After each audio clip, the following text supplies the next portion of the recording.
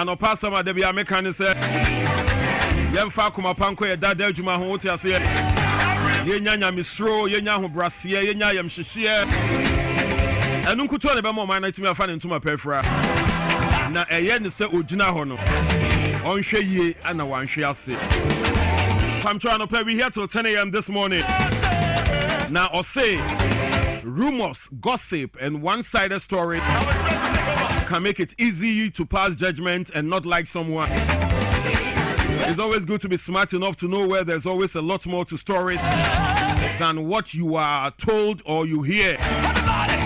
And it's always good to be wise enough to get all the facts before jumping to conclusions. Or talk also making accusations and deciding who think is guilty or bad. You don't need any of this, right?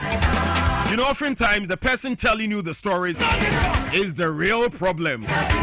The person telling you the story could be the real problem, right? So beware. Take care. Good morning. Welcome to the show. Dwaboase. We're live on radio. Power FM 97.9. Power to the people. And of course, we're live on TVXYZ. The more you know, the less you worry. Yeah, from me, Don Kwabena Prah. Good night.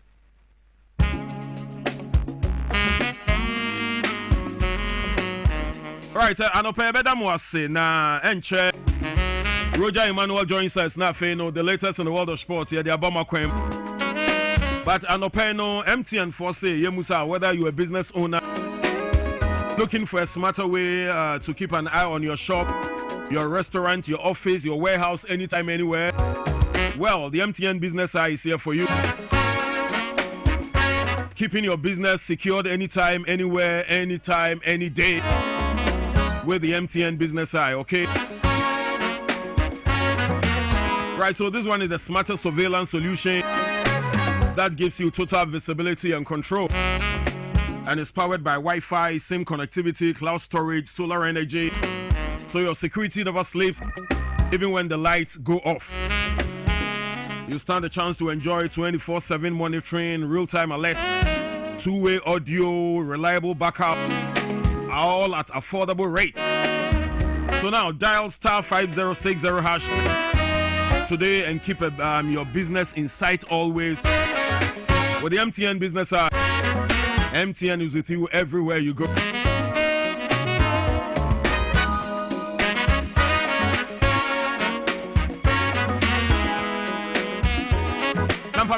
Republic Bank say young control say Omu hot demand. What if your bank helped you big up?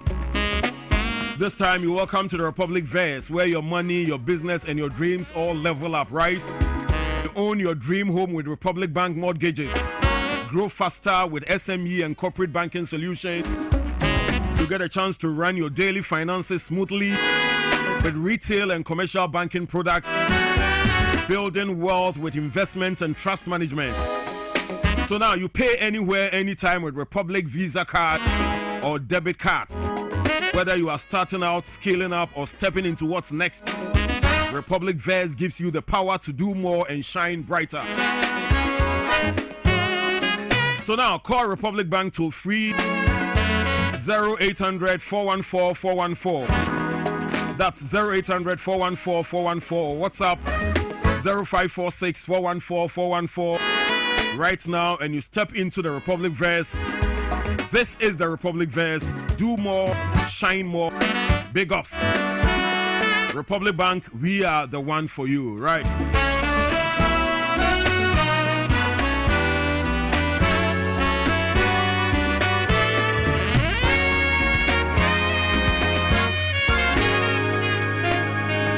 All right, so now, Mamifa we Femuna Feno, Roger Bekayensa, we come your way with the morning sports. Now, Ghana is going digital and the movement has already begun. Yes, the 1 million coders program is the government of Ghana's initiative to train 1 million Ghanaians in coding, artificial intelligence, cybersecurity, as well as digital skills.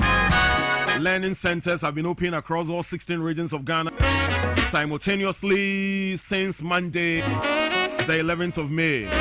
Right, so now more than 8,500 laptops have been distributed. Close to 200 centers are already in operation.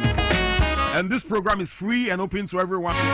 Students, professionals, entrepreneurs, persons with disabilities, whether you've coded before or you are starting from scratch. All you need is your Ghana card to register, right? Registration for phase 2 is still open, so register now. And of course, you have the options to choose from, either virtual, face-to-face, or simply center support. So now visit 1millioncoders.gov.gh and you secure your place in Ghana's digital future. For further assistance, please call 0309 83919, 0309 83919, or 0303 983 914. Charlie, Coders program ni dear. Obi asi yo, obi asi. Into when him run out so far, so now, Enra Black Stars, it's me my something small to smile about. I'm on for team na ye. And Roger, na media mia. I'm on for na kasa team na ye. It's in your watch mu. Any idea? Any. What's you say? But otherwise, on a more serious note, the Speaker of Parliament is considering another consideration stage for the LGBTQ bill now. Friday, Parliament pass here now. Almost said there be Omanfa a coin pass on the pass here. Minjin this be a speaker person try and say the deputies no leadership of both sides no sebe omunim ni omoye. And I said without with the absence of the speaker no bibia entumi nkoye our Parliament of Ghana. Right. Well, so hang on. We'll talk some more later on this morning. Now, Fiara said it is going to another consideration stage. Charlie, any NHS, your coin trapper, your coin trap. What you say? All right, Chairman. Now, there seems to be a bit of confusion. The proposed transport fares of 20%, you know. Whereas a GPRT for say there be omontias here. And whom Kobe here say you better wash into Dreamoon. Ebi musu jina fansa debi say no atameshi imwayede. So now we'll try and find out what's the basis for this proposed increment later on this morning. Yeah, this common so abremo ewo Dwaboase jumedie. So just hang on. Lot to discuss, lot to share this morning on Power FM as well as on TVXYZ. Your friend me Don Kwabena Prah. Roger be join us very quickly. Now we cross over into the world of sport.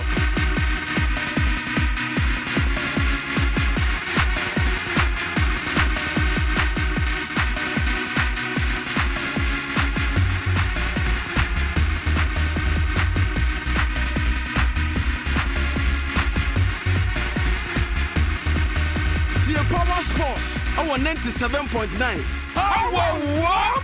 See Power Sports, our 97.9. What?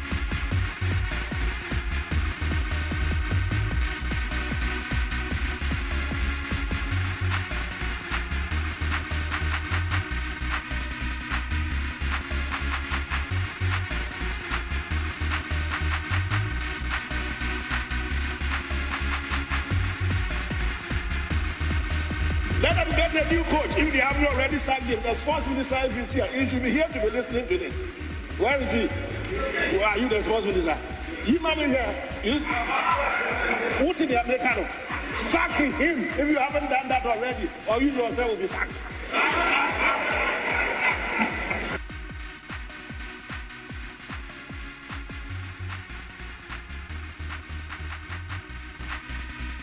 All right, so now Roger Emmanuel Waha. Charlie, and you look dope. You look dope, Roger. And I don't coach that.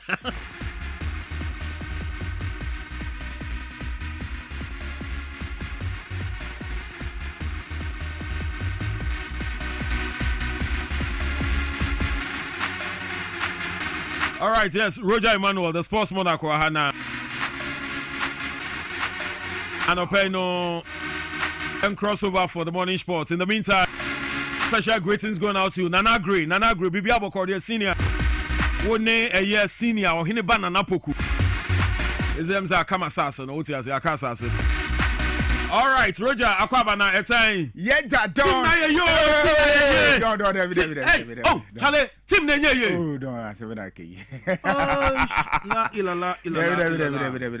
Team ni ye. Mamu for pressure and 2 minutes, Mr. Oh, no, Mr.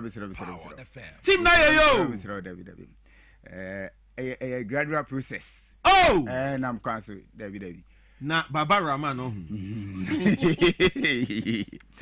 Oh, but so you say me, I believe in opportunity. Opportunity. More be opportunity because yes, I got 4 years in say you left full back hono. You need option be until was say san kofane ba. You need option. You need option be until say kofane ba. And see you did not ba. And then me ya dey do baby say be a ban say match and I say group akoye bibia na say be a nneema bi anchara anko ya me mpese me single or te be a one person be na be a mekasu e fiase be enam we su na man ko buy but yesterday no keep anya dey say to me kan o ye timi ka ba won say eye team victory bar eye entire team anko ya eye entire team no but enu ano who say he wasn't prepared. I didn't need a substitution. Say be obi mo na homodin it mean you feel. Yes, enu no wo ho. Good. Enu no wo ho. But enu nkyere say obi Baba Rahman was brutal. Yeah, enu dey nkrofo be ka like dodo na be ka and na nye the first time e bia wa ball match Akra Kofi da kon say on my way coming Baba Rahman is our problem. Roger has interest in Baba Rahman. Oh no. You too. They be say no, Baba Rahman. No. What are you saying again? Obiane say no hu na de fa. Say. And obiane say nia o kan na. You so keto kreku boy. Oh, say back here bankwa na making kind no, say na I heard his sketch boy. Na shase no obianu de ya de da obianu say and I'm ket so I say even before oboko Chelsea this anoma ni nyina no obianu say me be atwem no now we Chelsea prayer agency na on your ejuma no say agency no na belong to the Satam Kradon be FA president but na belong to Keto Kreku and in secret we are obianu. So are you saying any Baba Rahman na you obi obe fail in that position? No, don't. Who the manu siboni o? Na basa wo kan wa say you no say Baba Rahman. Sa position say no, I say man be kan want myself. What ne na make kan say? One, say team ko say pressure ba so no anu san. Dey be manu si san make kan ba say team ko si akan a. Nkudibidie ba e entire team. Enkuguo ba e entire team. But enra no, me hu ni say Baba Rahman no nye ready. Game no boy no na bibie no na ekire say na wa ye ready be say psychological no eno na okotere efie na affect ni dia na misama wo ni say Baba Rahman ankasa no ubisa me about say yes we kid but catch you say yes no enye secret dia na ede na eda ho no but in his absence no ye no be over fill that position. We have a lot of players, so therefore your players. Why this, so anu is up to the technical team. I see. So what I say. Okay. Because me your friend buy my baba can want say there were some players me I think say a debate me your opportunity at the area blasters by some players na anko. Some players na anko so say bia me support blasters. And I say omukosi akana nyema anko ya me nyere me nka ho asem. Okay. And Gideon Mensah yesterday he did work. Yeah, call World Cup now so play ready. Nothing when you obey your park is just ready but when you call up into our team. That is a problem no. What are they telling us? That's it. A problem. Said I no make the recon who say ha now only make kan wasem. Yeah.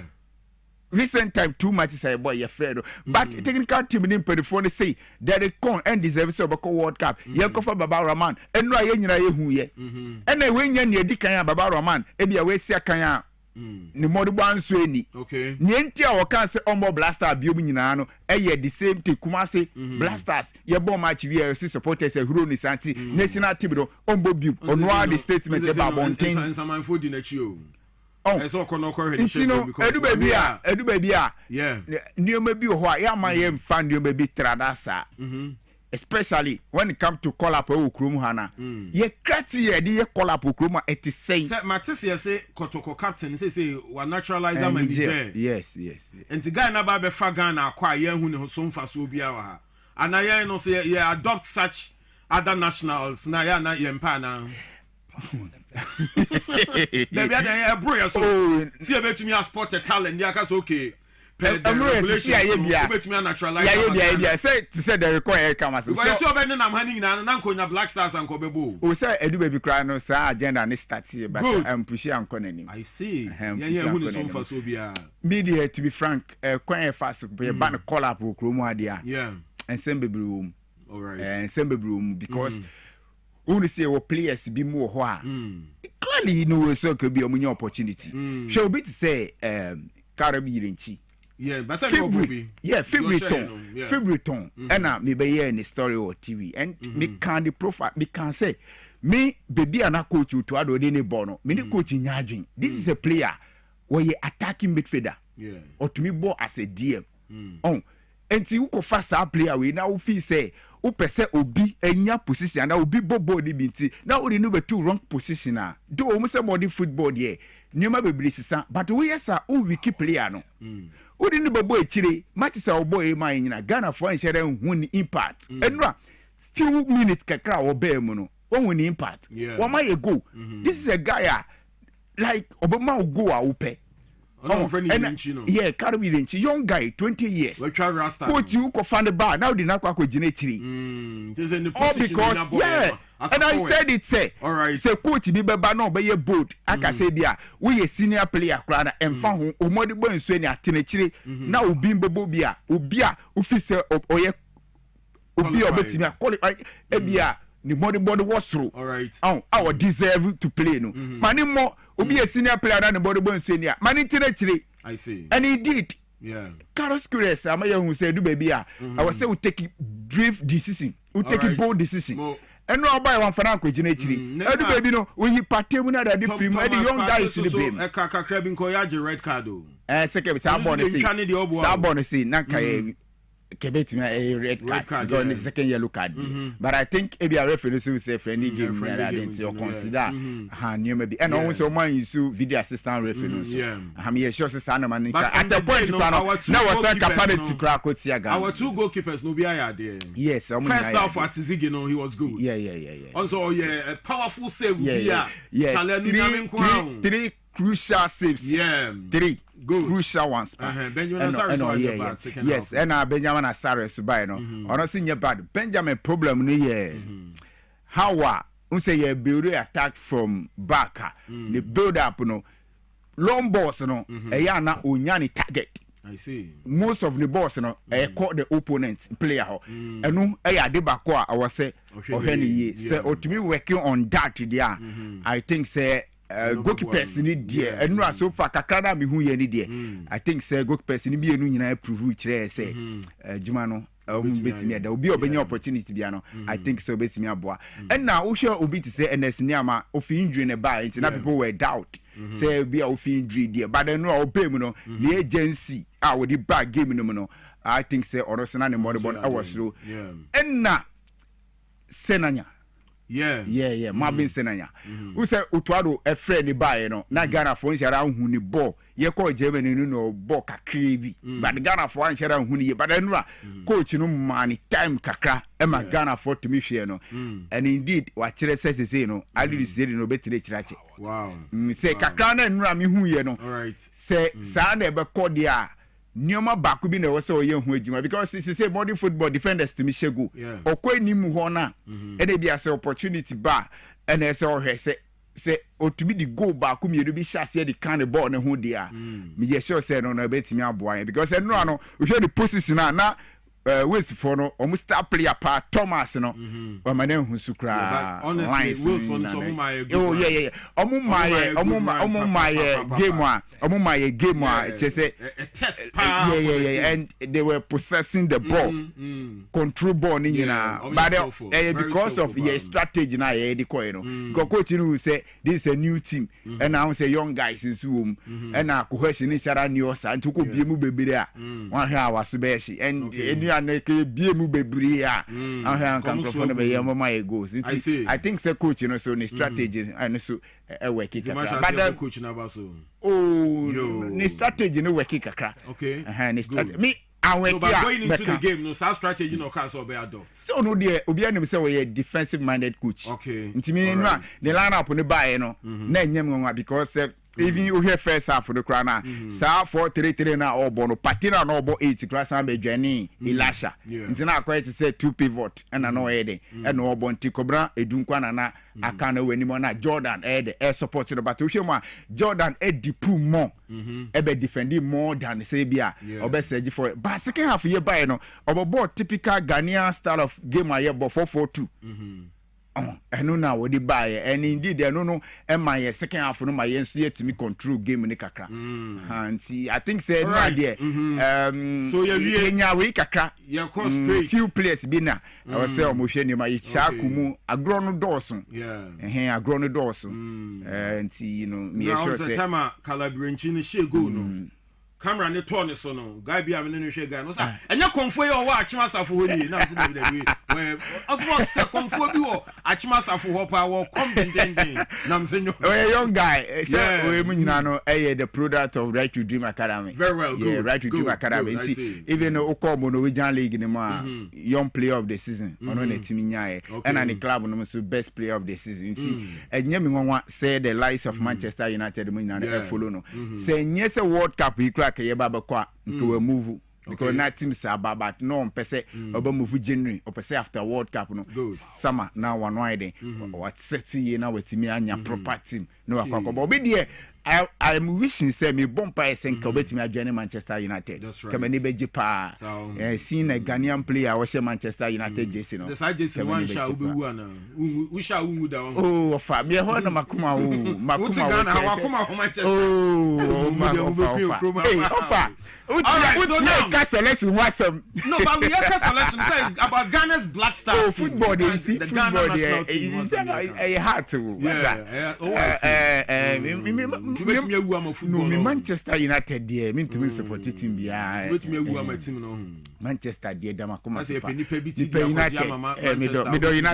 United pa all right so we don the Chelsea they sell also pay house no Roger Emmanuel we can get set for the Morning Sports. Right, Roger, Yankoi. Right, it's in our place. Atrocity, Romana Fieri letters. A good seminar. And the amount of film was city done. And the Camudia Tona for breaking up at the Abugramo. Now, letters in Nano Pebamo, Sinanima, as to SC Fils and Babamanism, Ababana, Yamia Tuma, and a plaster Timino, Homo Ebefica, if not film of Remuso, our US Nanyamia Tuma on the 17th no Ghana first match against Panama. So I came on and said to me about City Bugramo, nothing. Somehow they course World Cup no international friendly games course in no and I don't pay attention say bobo who say bet me and then na mo na fe on say na never say to be time back na no pay make am for them all say to na mountain na frem pede for room our ma so ye na se be ya dey pay do say titi wa e ma po we dey na sharan ko ya dey e di unya no but what they say back na fit to be time back na can timi te and say em fama o se me kan tro say pan say we e pema na o pese o potuma won pem ye na say sexual weakness na say e premature ejaculation after pan say sexual dysfunction for wedding chile baby a we say pema and now person we na to be potuma won pem ye e Dovita man cap se me kan for dem all say ko Dovita so no na etua o di edi juma na afefufre kan and o di potuma onom asfd aja tuma e potuma ye pa and say we pema na uji tumi sampa we dey ka se mema mbra empem do omori bon insurance nia ko Dovita chana for problem now o timi answer information we che o se me kan tro say we pema sana se be o tedua no de bia suti adati for the phone akwakwo hye pese pie kakra and pese mu yetu na fetumi heavy na se upechima man ni je timi abefia but what say bewrem our Dovita say pan say e penis enlargement for when it our Dovita heba clinic na fe on timi je sembo asere be anema se betima kwen na fe pan say sexual infected diseases ahodo nyina na me pa che for when it be bia our say okọ Dovita ntenti say gonorrhea and on se na tito which ho kakra and enema sharan ko ye obem ekika obem ayo ya se be oju so moja for when it be bia call na Devita and Timmy Bon, which is a white candidiasis, as an Edunya, and no ya de piano for an inch babia, but what is Devita, Heba Clinic, Ebetimi Dinkomo, na Unya, Devita, and the Coco Dronabisa, and I said, boy, Jimmy, Paudi, Coco de Dunya, General Body Pace, Bipacho, Uyo Biako Jarabia, Moja, Yadia Coco, Untimintanas, Utanasia, no way chow to sunset, Sierra Nemexico and Koye, Bipacho Usisi, and a year, General Body Pace, Nano, for an inch babia, call, na Devita, Heba Clinic, and Timmy Boa, Uyo Bia Wasson, na Opesa Wasson, we slim, Usutia, na Opesa, we normal, and for an inch babia, call Devita and Cha, or in Rahudo on Asuya, where the elbow Jubay, Petty for any trim, na Devita, Heba Clinic, and Timmy Boa, Serbia, Bianso, Abakuya, or Awashi, A Lank, Tassirango, Horn War, after Tassiranga, Oko and Nimka, baby, and no guest house on Sir Johnson, so Ubenkum Femona, Omni Coastal, and I did hear them pay into cop, na Devita, Heba Clinic, and Timmy and Bonti Fromo, our 024626 5313 024626 5313 and our 0501 716076 0502 716076 na any Devita Heba Clinic and over to Aboko with me so our support our the same number na Ankomobia person no dino wait to me and your modi celebrate and your so ever to me akoye so e dia momo so so Facebook power 979 over to me journey our Facebook Sansana Sports Monarch TV and also our Facebook Sansana TikTok and our YouTube Instagram no Sports Monarch TV all the latest sports updates no okoho usa ever to me so aka ni nyina metin e the road imano from the Sports Monarch Kojofosu Fanti and afi ample force muteche abanano pebesi konya mere asemreba ye roomtem ne fa semno to January or we international friendly games out asset me basoa na enya asem kitu akra sei and our resource ni nyina se koye na or we say no anopa e dia Canada omutene fi e che oma fene se Uzbekistan e bom kamienu a om sentiment enwachi or we say Croatia e tena ma Belgium e ko bom kamienu a na tse mo entimanti and we game atimi course ma Belgium e timi dinkene me kamienu a na se Ghana opponent and we Croatia no e kanoma ntimi so anti na enu a onim se abrantia ye fene se Romelu Lukaku enu a otimi che go arima Belgium no and abrantia ye fene se Yori Mori eye Telimas ono so eri go ne back o se representi omudi nkene me kamienu a Ghana opponent and ye Croatia e kanoma ntimi anti enu achi onim se Georgia e se terefie ne Romania and this game no etimi endi 1-1 enu achi onim se Morocco e terefie ebo e ka poli enan e Madagascar enu kanoma ntimi anti na Brontia why hot cake our Europe ye pa kan erima PSG and Hovin ye fana Ismail Sabari enra Abrantia let me say first goal erima Morocco nwachi o say about 2 goals our sa game atimi course and Abrantia ye fana say Rahimi or say to me say goal our sa game and also atimi e course na fe Abrantia fana say Kabi or say the goal back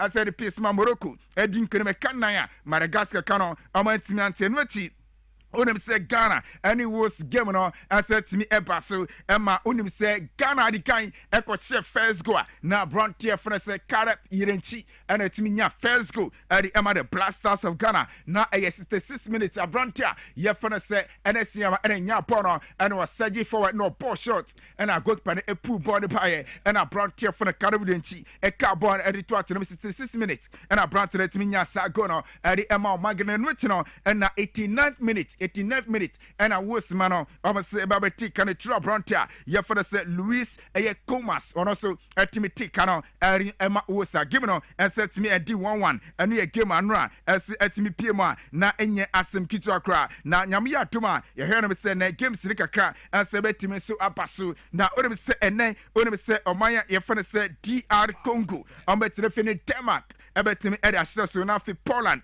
and say any of my friends in Nigeria and say betimi si edi apemisu na fi Luxembourg and Italy ebobona fi Netherlands and Algeria and say betimi asiant we games a nyame ya tuma ne ni nyina so ebetimi abaso a yede awonsem se na epa na odem se ochena nyame ya tuma friendly games ne bi ebebaso na ochena South Korea and of my friend El Salvador ebetimi asiana Sweden and say Greece betimi Spain and my friend Iraq and so ebetimi abona France and so and Ivory Coast so ebetimi dia pem so we games a nyame ya do ochena ne nyina se betimi abasa na no pe yere ho sem etudwade amom ewo jibado no se fio na yen konsem fro onum se England eba beko World Cup no na omani Ghana ewo the same group na Brantia na chi efi Ghana na mo ajatum so we second e the amade Three Lions of England na World Cup no kwakwejinem akuseko sena kan erima Manchester United Brantia for na Kobe Benu eno wakasikakra e dia for World Cup Ghana ekwako pibe na fe oman for England enso ewrema ye di omo eba be sena na Brantia de se bakra tuja se training ni be biara ekosi yie pa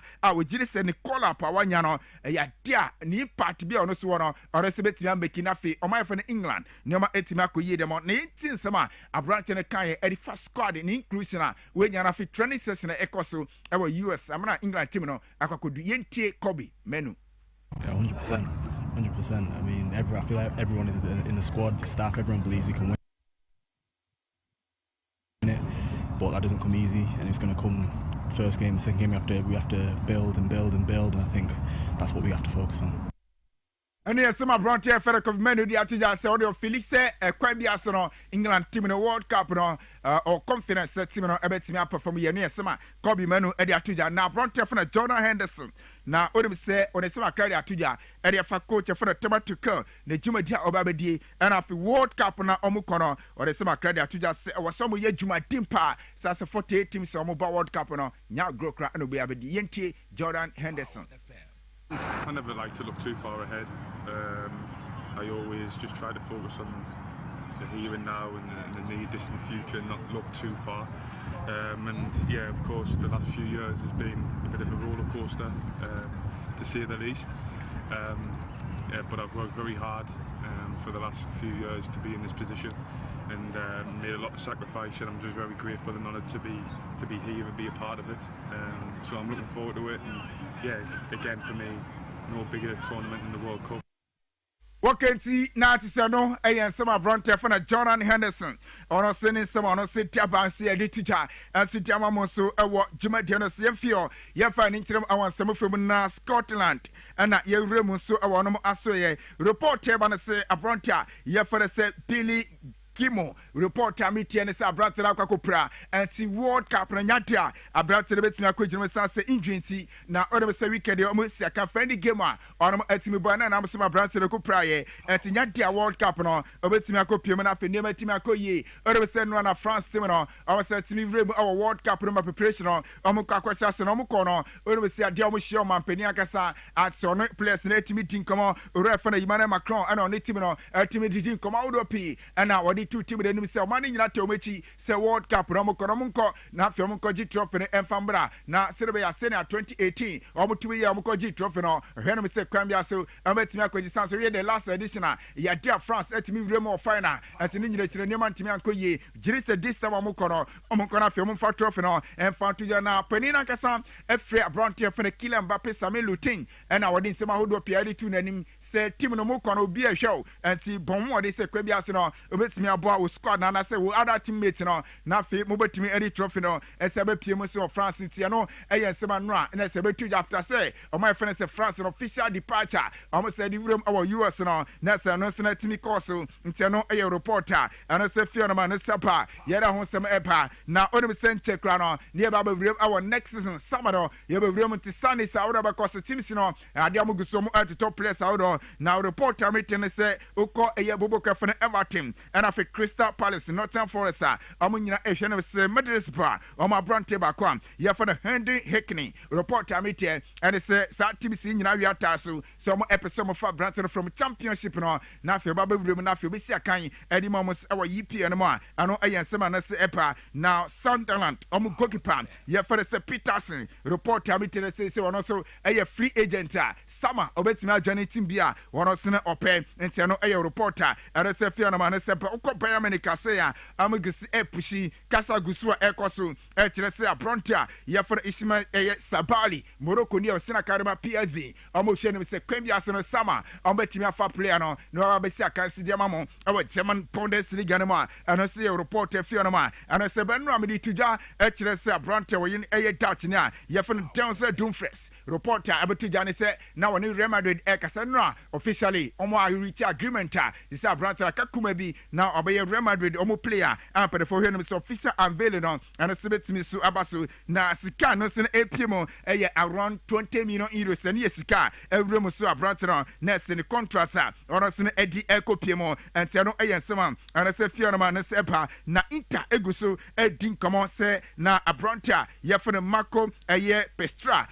Palestra omugusi na Branton 18 komo say Branton for say Dumfries e fit team no ekono omekako fa na afia ba be sia kan ediama Inter warum bobo kono ewachiro ente no eyensema and say fiona man se epa na Branton sikasem no around 50 million euros eno yen komo and say na ekote obefa na eno ye sika wo se otumitia ase na Branton san etimi aka na bom ohwe team no dia na ka Inter for hwe no san ko betumi atia ba 40 million euros na bom club no enya na agi se ombeji sika omo kire se ni price tag 50 million euros se di sika na so omo se no etimande ente no ye report na se pa na unse me dikadi betuja wa ha se Casemiro Ekono another Brazilian player ampede for him some ebekakofo as a replacement Branton for Ederson osina kan edima Atalanta where Brazil ni se report about say Manchester United and Atalanta reach agreement to 2031 and I'm sure say player no the contract no ombo ebetimi ene na wie na player ne sika sem no o say Manchester United ebeti around 45 million euros and sika Manchester United ebetia and say Branton for Ederson na omo say timi akara o say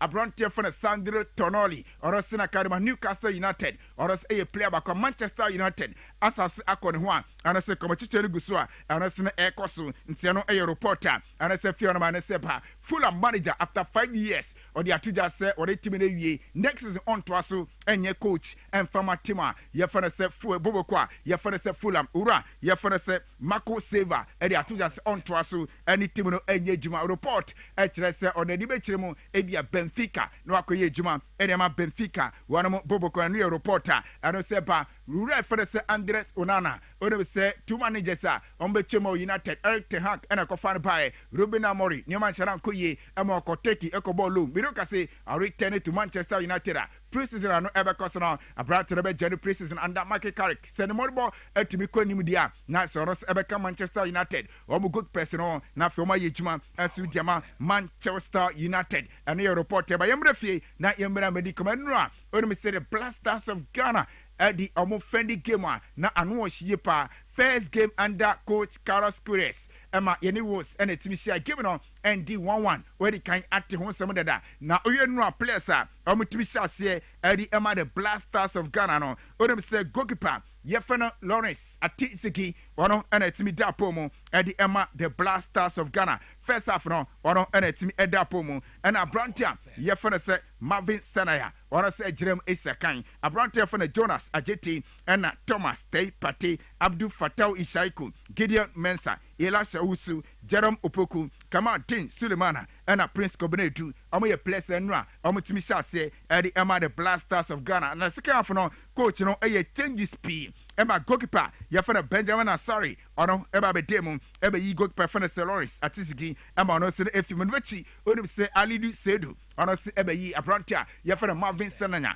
Emma no se eba be jirema be si akensiri bi enwechi onu se Karab Yirenchi ono se ebemu ebe si akensiri bi and Branton fena Kwesisibu ono se ebemu ebe si bi Abdul Mumin Sasana Brandon Thomas Asansi ono se ebemu ebe si bi and Christopher Bambonsu ono se etimi ebe jirema be si akan Abdul Papa Rahman ono se eba be jiremu ebe si akensiri bi Inaki Williams enra ono se pai ebe kire ni bobre e was sa game etimi kosi na NS nyama omo nyina e place enra omo timi be jiremu ebe be si akensiri bi the Emma the Blasters of Ghana se be no you know na game no etimi and 1-1 na after the game no and a Blasters coach yefana Carlos Queiroz ore nsema akrade atoja e de fanura friendly game etimi course against West yentie Carlos Queiroz nsema okan I must be happy with the football show they saw in the game.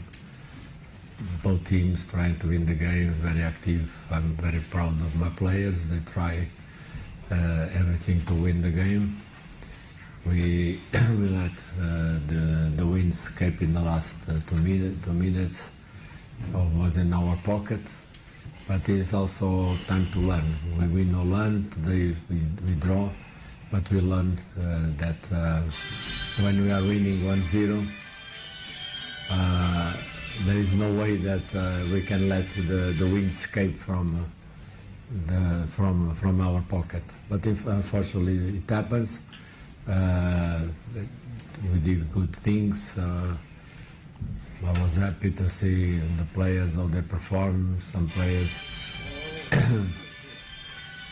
players first time in the pitch together, and taking consideration.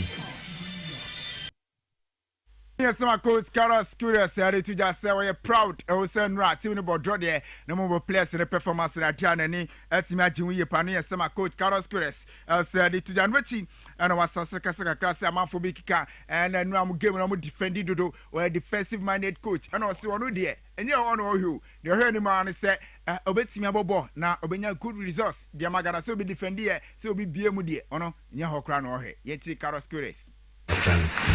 I saw many great teams from not only national teams, from Bayern to yesterday we saw the Champions League final, one team with 80%, 70% of ball possession. But the game is not about ball possession. The game is about you have the skills to put the ball in the net, defend your goal, and win the game. Some guys, they like to enjoy to have ball possession. Others, they make a straightforward, direct style of play and create good combinations, opportunity to score, win the game. This is the winning business. The winning business. That's it. They call it football, but at the end of the day, it's winning business. The way we win, I don't care. I just want to win. If we have to attack, but you lose, attack 80%, you lose. I don't like. I go mad if I attack 80% and I lose. But if I defend 80%, quality defending, with the eyes in the goal, they're always trying to score, and we win. I'm happy because. My blaster coach Carlos Cures said to Jan Setcho Bisano say debutant be a mupemu na new players be a almost say no amupemu baby sakana saying and I can for players and especially a brand for say Caleb Yerenchi Dien and I can for no so on the who say a brand no a great prayer which did say in future no more ball ebetimi asoni po who say player no our bright future that chila chibiano Ghana for Ebenyana Simfas. Yentin some kind Erifa Caleb Yerenchi. I think he's a great player with a great future. He's still young, have a lot of things to learn because in this level everything is so fast that young players they need to have talent and experience. And I do believe that this young player with more games in the legs, with more experience, can become one of the best players of Ghana national team in the midfield. I think it is his position, midfield.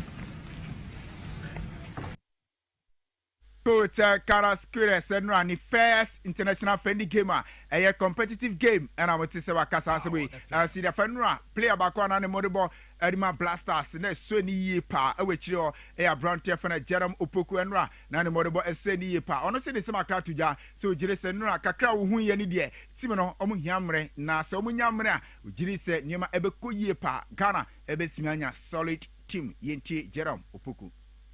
The key word's time, you know, as the gaffer said, with the amount of time we've been together, with the new additions coming, and was able to put that performance out there. I think it shows that with more time, we can only get better as a team.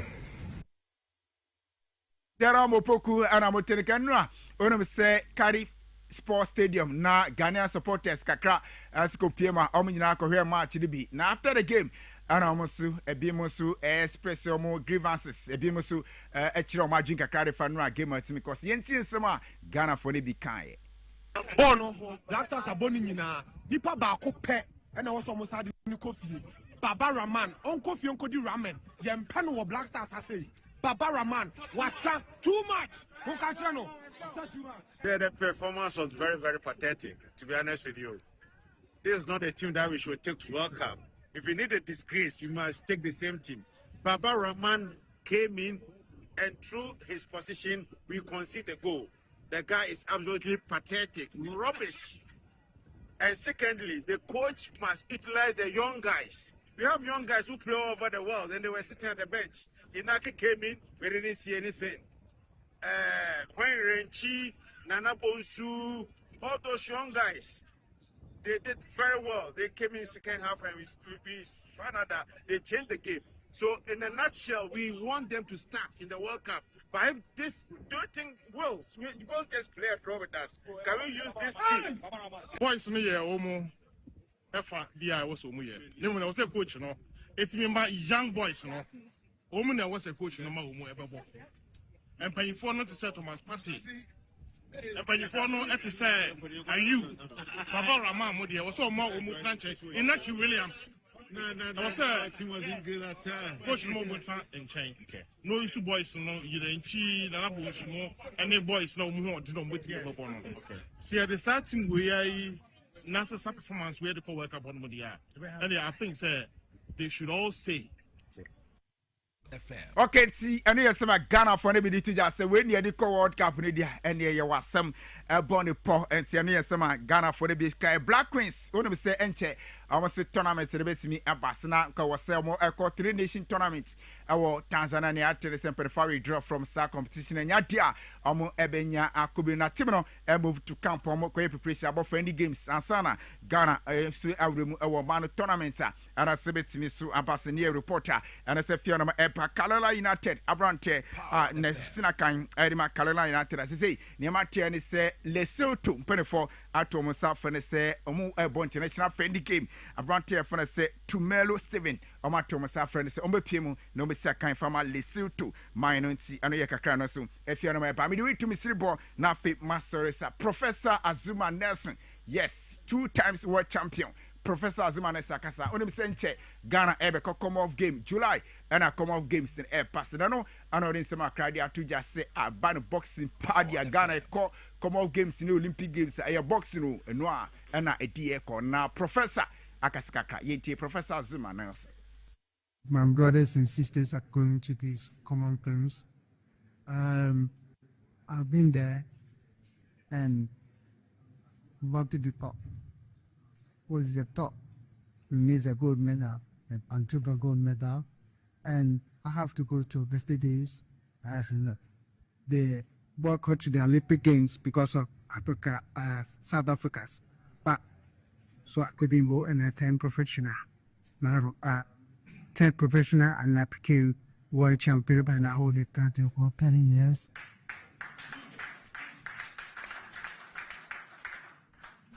So about God training, hard work. I would like to tell my brothers and sisters that they are going the side. It's not about YouTube, it's not about any sin. But usually it will foot. Okay, Professor Azuma Zoom no. And to say Team Ghana preparation towards the World Cup, and I say come off games, sir. Barcelona. How I would say on your Akushia to say all these as well. I see the October and Kakra. And I say Fiona Man, I say, but on this note, to be so now we are good with some days. Yamia Duma 1 p.m. to 2 p.m. Robes your TVS Wise, Nafi World Cup focus. Our air sports, no, yet the wholesome about media Bramo. Miti, and Roja Imano from the sports monarch. Kojo Fusifandi, and I feel for some teaching and anopi. Miri Jimedeno by Sabri Don, I Kadra, Oremo, it was Mac.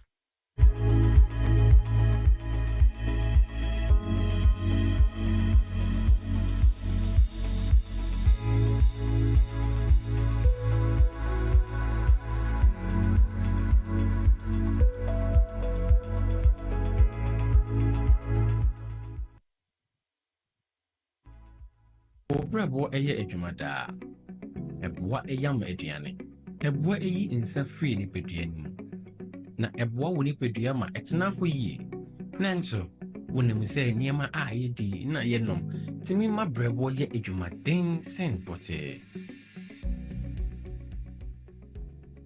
me hu da me bravo ye adwuma pa e bia se me ntumi ye bibi boa me bravo ani And knowing what the left feet from the Moses Clinic, they have our center about herbal food supplement.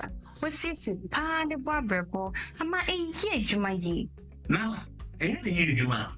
Fatopa Yenu, and no pani and na eboama obrabo ye dwuma yi sene be ya ebetimi anyam aduane awodi esiesie ni peduane mu eyi mu finsi yi eno na me brabo kia pa Ubenya Left Kid or pharmacy, herbal shops, ne supermarkets are ebel. Sa wo pedudo so etu a. Fresh 0244 06 8447. Left Kid, wa wo brabo, wa wo ni pedua. Edro yi enye ma apemfo, e ma ema omomanofo, ne mmofo a wonya mfie dumien. FDA age dwedie nkrato yi atum.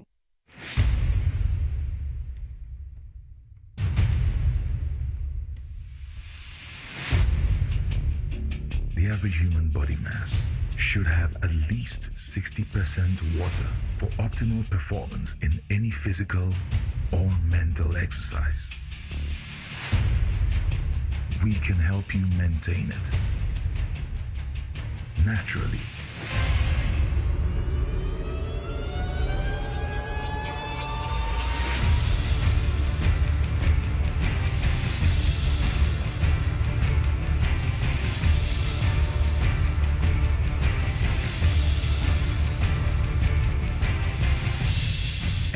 Natural mineral water. Simply natural. For bulk purchase, call 0596 273 546 or 0596 273 547. This advert is FDA approved. Na ede na ya obayi a oda former son ye funu emunumuni. Oh, Mr. Entry, also ya reya titi be benfie pi nanso ne yam nyono da. Se me chew no ahodo amato a me hunu hwe a ebe ya nwanwa. Menyi ni se what also tamfo Haxa capsules any Haxa mixture yanum bom kutia also no bia ma no anom. Anka ne ho atono dadaada. Also dro die eno ne Haxa capsules any Haxa mixture. Ankom ni nkyeremu. Also ye kura eto ye funu ene ensunumu. Etuma wo ye funu ekeka wa. Wogire ho a enyi. Also etumi ema wo ye cheko ebre a wadidi awie. So how eye also there compare Haxa capsules any Haxa mixture nanum bom na ho ebeto. Pedudu etu a ko okanshi drug lane Kumasi Dani Herbal Takradi AA Mensa Anafre 02038228555 Apinfo abatanya woma won mofrenofo ene mofra woni mfiedumienu enka ho Haxa capsules ene ne mixture all satanfo FDA age adwadie nkratoyi yi atom.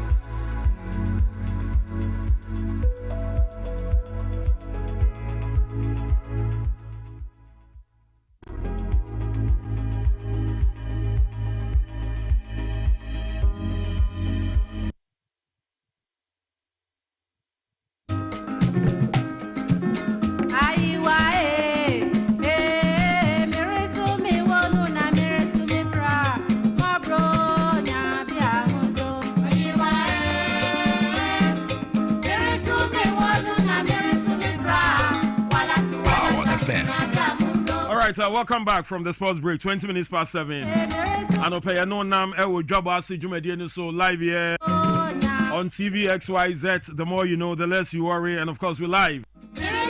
Also on Power FM 97.9. We say power to the people. Now I'm trying to pay the National Pensions Regulatory Authority.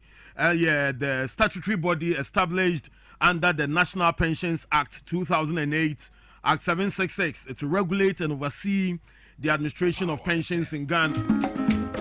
I almost say the contributory 3-tier pension scheme comprises of A mandatory basic national social security scheme, B, a mandatory fully funded and privately managed occupational pension scheme, and C, a voluntary fully funded and privately managed provident fund and personal pension scheme. Now, I almost say pursuant to Section 7A of the National Pensions Act 2008, Act 766, the authority is responsible for ensuring compliance with the provisions of the Act. Nampamcho almost say you notice these important reminders. 1. Employers are reminded that pension contributions deducted from employees' salaries must be remitted within the prescribed period for both Tier 1 and Tier 2 schemes. 2. Participation in both Tier 1 and Tier 2 schemes is mandatory under the National Pensions Act. After almost a failure to remit contributions within the prescribed period constitutes an offense and may attract penalties, surcharges, and prosecutions. After say employees are encouraged to regularly review their pension statements to ensure that contributions have been duly credited to their accounts. And after finally, say employees should also ensure that their records are up to date and promptly report any discrepancies to their employer, corporate trustee, SNIT, or the National Pensions Regulatory Authority. Now, almost say, almost to ensure retirement income security. Now, almost telephone number so to just say for any further inquiries. Wait me from na ya boa because ebi na adwuma na wo ye ne yetew. Ba woni baby ayetew ne yede kwa akoto. Ubehu nu awu kraja ho. Enu nti na the National Pensions Regulatory Authority ewo ho e de boa say ye better pensions ase. Na fe no wahumi gibremu no. Watumi anya bibi na odi abo wachi woti ase mpamcho mo numbers ne nie 0302 968 692 0302 968 692 and afi 0302 968 693 0302 968 693 almost also MTN to free number 0800 766 000 on website no www.npra.gov and almost activate on other social media handles Facebook National Pensions Regulatory Authority, X at NPRA/Ghana, Instagram at NPRA/Ghana, LinkedIn NPRA, YouTube NPRA. Into Mr. Ebia now employer no way and funny home, but you as the employee no as I say a foul home. What's your say? Because obi a yiska na isa hwinmunyi no o twa na wosu. Nti wan hwe a wadwumawura ne de hono no obeyi nani am. But esaso atia mra so ye adwumani ana adwumawura bi na wonte eya workers won pensions was net contributions. All right, anopa no yebeda NPR ase, yebeda MTN ase, yebeda Republic Bank ase. 1 million coders program yebeda omo ase. Yebeda Medimosis ase and mekoba. I'll tell you something about a year. Solac Biochemist Limited. Omu latest product omu diaba. Zipman Plus Herbal Capsules. Kemi and now better than what you say. Power FM. Na anope akra kofi da akon ewa ha. Ana fe AJ sister Nana Jo akwacho asuso ewa ha na akra better saying. Kwabena radiadum. Na na se Baba Raman wa yode. Oh na Baba Raman na Kwabena no kware ye ba kupe. Tell me more. No kware wo hoyi. Eye kombe deka. Ko Kwabena adwuma ye. Yes. E bedru baby no. Me obi ani ho tuni radio and TV obehu me. Me fade out. Okay. Sanu nyankopon ga hihya ni ama. Wo wo me na nye se na mete. Na me abofra. Bible se me abofra no me ya me niam tise abofra. Manyi nso me mbanyintam. Pure. Mo enti tamo ya abofra na tise Caleb Irenchi no. Not me bobol. Yeah. Ne why it is Ida Samuajan, John Mensa, Stephen Apia, and the likes of Samuel Sekufonum, Emmanuel Sekufo, and the Dombo Tenum, who break him. Ne break him. I didn't know him. Only playing time, I will be your born now. And your playing time. I didn't win you. And John compare a Division 1 being an over again and Nika Cracker. Between Baba Raman and Dida, you wine and Kabe full Senka. One Papa Benjamin woman trenches. Second half cry a bonnet, 5 minutes beyond one abbey. Salmon. Kwabena no kware bakupe. Baba Ramano GFA property. That's why GFA property. Oh, get onyai. So any property say no kware sa. Minimum say ba say no kware onyai za de no. Kwabena onyai. Tie. Ticket kwa no de no ko. Kwabena ade no wo hu. Yeah. Hwe. Tamo oyi the likes of the day are you. Yeah. Patenu film na boys no young guys no be. Hwe akwanga enesimiama odig ayi well to free faso. Yeah. Just say no, I think one more taste or bread. One of them no, there's some boys who are betting me about Look at what they did. And the young guys see, hey, Inaki Williams, or by me, who changes be by.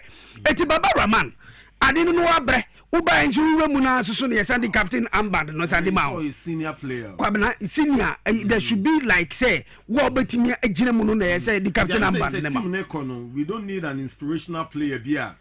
Obey me and motivate him, no, because most of them, this is their first World Cup or more. 90% of the players, no, this is their first World Cup. But okay, 90% of them, they are first time. Kwabena, say maybe youth no, Mofrano. This is the first time one Ekobosa boy.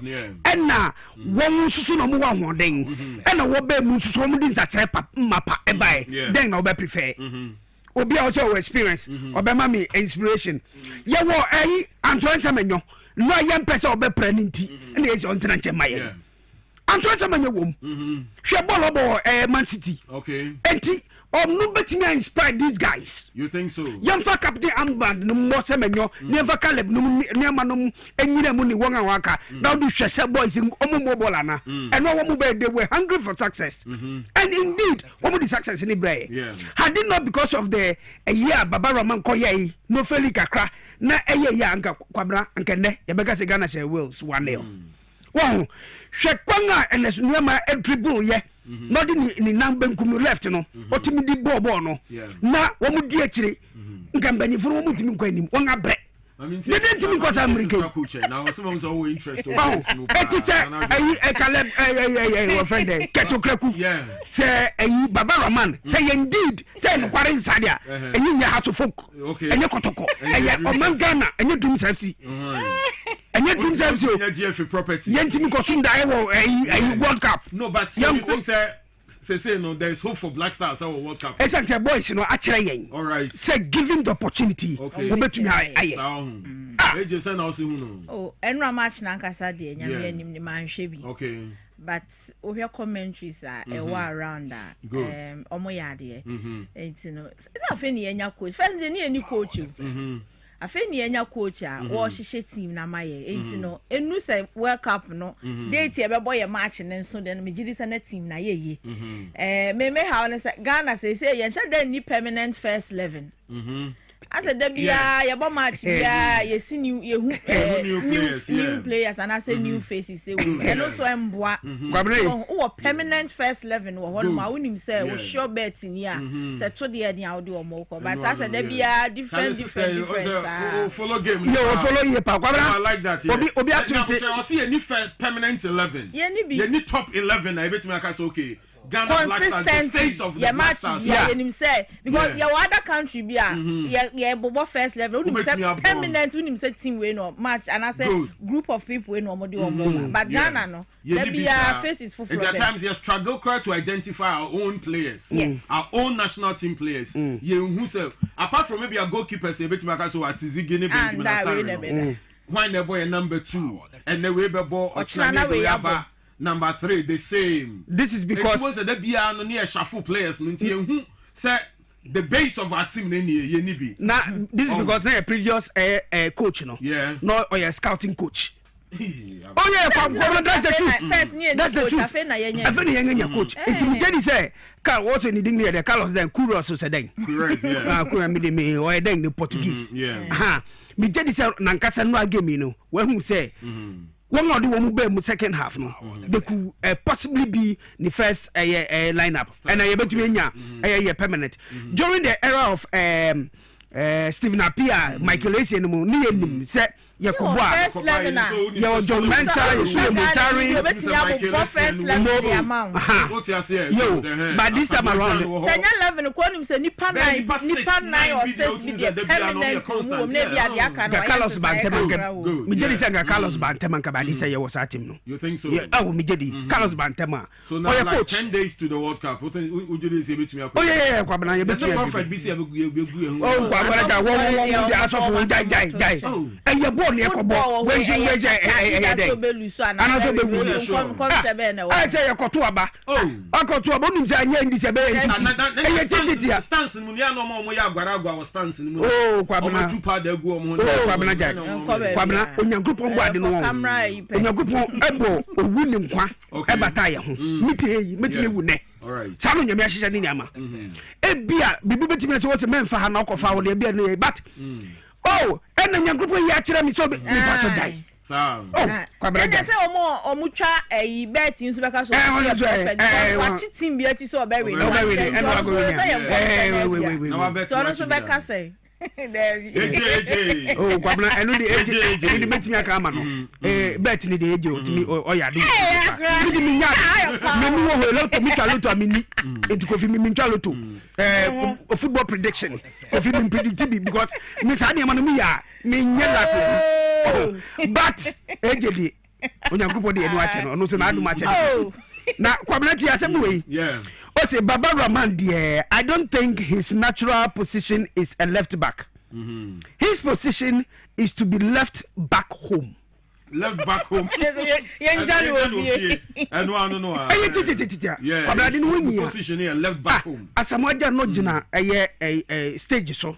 Asamoah say adia mani je hu am pese mi ya pa komanim no ebria so say o se mi jai onu sui otina to any operation drop Baba Rahman and oh my yes what's ba ku bi di den kon se den Derek kon sa brand no betimi abo sa abo na bre ne ntwemu ye all right ye betimi di na bem samum Kwabena fa ni mremu team no say no ombesan abagana no ma be cry akwa na say baby omadu no oh say me who say other countries no ma farewell to their teams. Roger Banope, I watched France. President na no na Emmet team no that farewell now. Ocha Ngolo Kante no didn't have any true. Stubborn black man. I bet France national team no just what you say. Oh, and I want to see something like that. Send no about the Black Star. Send no about the course of Cardiff. Patrani. London, UK. Yeah.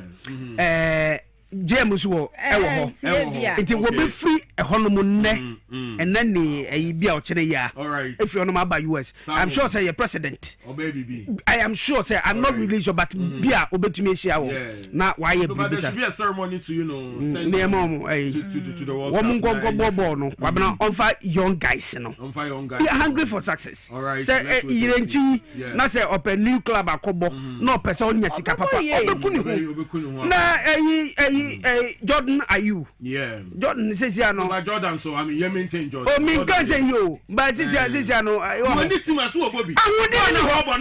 Ahudi ni say dem go. This when your team what to na yanko. Kwabena. E dey this one team. Kwabena. Dey two ball ni wa more. Kwabena. Hey. Kwabena. And for the first time you could see Jordan smiling. Kwabena. America. When was the last time I said Jordan are you was 3 Kwabena mama kan kware bi nkyerɛw. Obi a wenye mfisha eduosia. America odi obekono ne wanya mfisha eduonu anase eduana obekwa asisa me say obia a wanya mfisha eduosia 60 years ani ne wanya mfisha eduonu sweet 16 yo mfisha da wontem America ne wanya 20 du bekono Kwabena ne wanya mfisha 60 no ebeye den eye no kware sa no nya group ahye ne niama eye tititi adwoti hei na nati minzambe gumisuye ude man sisia no anya hwekwa wanya mfisha be say eduasandreko over 30 years she said into was 40 be wanya 40 compare her to obi a wanya mfisha do awotwe 18 years Kwabena wangaze usedi magina nanso wo so chesa e hono ahodenu ana me to me wonya den mingaze huyadin no what papa Kwabena huyadin no sister born who defense or Kwabena America budu edi ni bekono Kwabena ntimi fa ni go to America and you think say catch them young and they shall be yours forever. All right. All right. So we need young players. Team. Young ones. All right, Mate. Pamcho anope ya wa ha akra kofi da akona. Woten nka no one Nanajo Akwachiwa na ene no. Enkrata na ba na minim what's the top story? Kwabena. Ghanaian Times in the Kwame Sabi. Right, also. Na ochirem say UK ɛne ɔman Ghana yɛn de yɛn nsa akɔ ntiase apan bi mu a ɛbɛboa yɛn sɛ 250 million pounds yɛbɛtumi ayɛ sɛ partnership agreement na ɛbɛma onyini etumi aba na His Excellency John Dramani Mahama Ghana yɛma mpanyin ne mfoni wɔ Ghana Times anim a nsɛm na kasa wɔ kratafa ɛtɔ so du ebiesa ne nyinaa ɛyɛ sɛ yɛwura John Dramani Mahama akɔpɔ mu UK man no emu no na ɛbɛtumi aboa yɛn na nsɛm ahorow a wakɔka no ɛna kɔbae sɛ ɛyɛ UK man na dehye a wɔn ani gye wɔn nsɛm wɔ bi ɛna akɔboa ma wɔn soso wɔn ma no aban wɔn mu ne yɛn akɔsa te ase apa no mu a ɛba bɛboa yɛn sɛ yɛbɛtumi akɔ nkan ɛwɔ saa nhyehyɛ no mu nti wɔ kratafa ɛtɔ so du ebiesa page 13 asɛm foforɔ no anɔpɛ Ghana Times de aba na wɔ anim ha mfoni kakraka pa de ato na anim ha na afei ɛsa tua so wɔ nsɛm nankasa wɔ kratafa ɛtɔ so du ɛyɛ ebien page 12 o say turn rice sector into growth engine. VIP tells regional investors, policymakers. Her Excellency Professor Nana Jane Opoku Ajiman. Eye Ghana yaman penning abedi chiri yo. Na noa energy biba so ewo Kempiski Hotel. Eye ebibrim atoye mantem ha. Eye wong a sebio wong anije eye omo ni dua ene fe kwanga yebetumi afaso na yenga yende yiye na yenga dodo nso adi ni obronika ne say food security no yebenya bi na fesu yenga boho ban yiye ena ye maame Professor Nana Jeno Poko Ajiman no a ono no yo panyin so nko wato nzafre no na ba so wo Kempiski Hotel eye round table discussion ena ode nzeba to gwa kwama wonga womo ebibrim atoye mantem ha say investors mu amunsem wo bi mu osika mbetimi di musika ahye omo ho adwumaye mu efei wo onan kasa so ka ho bi esan so policy maker ni bi enti o so bi biara enhwe say kwanga ye fa so ne yeduo mo ewa bibrim atoye mantem ha no no ye beye nsakyerai wom na ebema onyini aba na Kwabena no amankasa na mi wo hobi na Professor Nana Jeno Poko Ajiman orika ni nsem no Kwabena o kirem o se afi biara obehwe no ebibrim atoye mantema sika dodo dollars a ye di kwama no ne ekokra oman bi eba no eya na wo soro dodo hawo eye bibrim atoye mantem ha ente hu behia se yankasa ye wasase no bi West Africa Sub-region no ye won sase tam ente ye wakuafo so wa ha ente sika twitwiri di a ye di kokra sa omo no eba no eye se yenfa enkokra ma na mo yenfa ma akuafo yi ene fei won nsusu a won de nhihye ba policy makers no won so make policies a ebetumi abua ye yie na yetimi bia omododo yi ewo ebibrim atoye mantem hanom na Professor Nana Jeno Poko Ajiman so manga na mpempren no omododo a yedi no udisisi a America sika no ano anase uko tons ni mu a 1.7 million tons of rice afibiara nso ne ye produce no 960,000 per na che say omaimu ankasa krampo no ne yedi no ene ne yetimi produce no udisisi a che say entali ye kura ente hu behia se nyina ye betumi aka ye ho abom na yetumi ahwe se bedua omododo ewa bibrem atoye mantema se dwumedi no se na American kan no eye bibrem atoye mantema eye rice investment roundtable discussion and Ghana ye say ye nsere so ene ye maame edi nsem ekoto gwa ewo honom Kwabena se fufu oh debi na say nka mu di rice ni bio na serve as a a symbolic kind of act bi ne ade Kwabena mi no ya ade na breakfast meeting Kwabena na breakfast Kwabena na breakfast cry bibi man o mo si hono ma se nya money kan opa wa che bisa nka bibi sa nka nya bone mum na ne wo man ye drinks apple juice ni guava juice entati abeba yom nka wo se mum yo mo what you say no di moku ka ho eno anu no a wo no di kosua bi wo na na nka ye kama say you say rice ho nkomo ni edi Kwabena meka kire mami say next time wo munya ni that's right yanko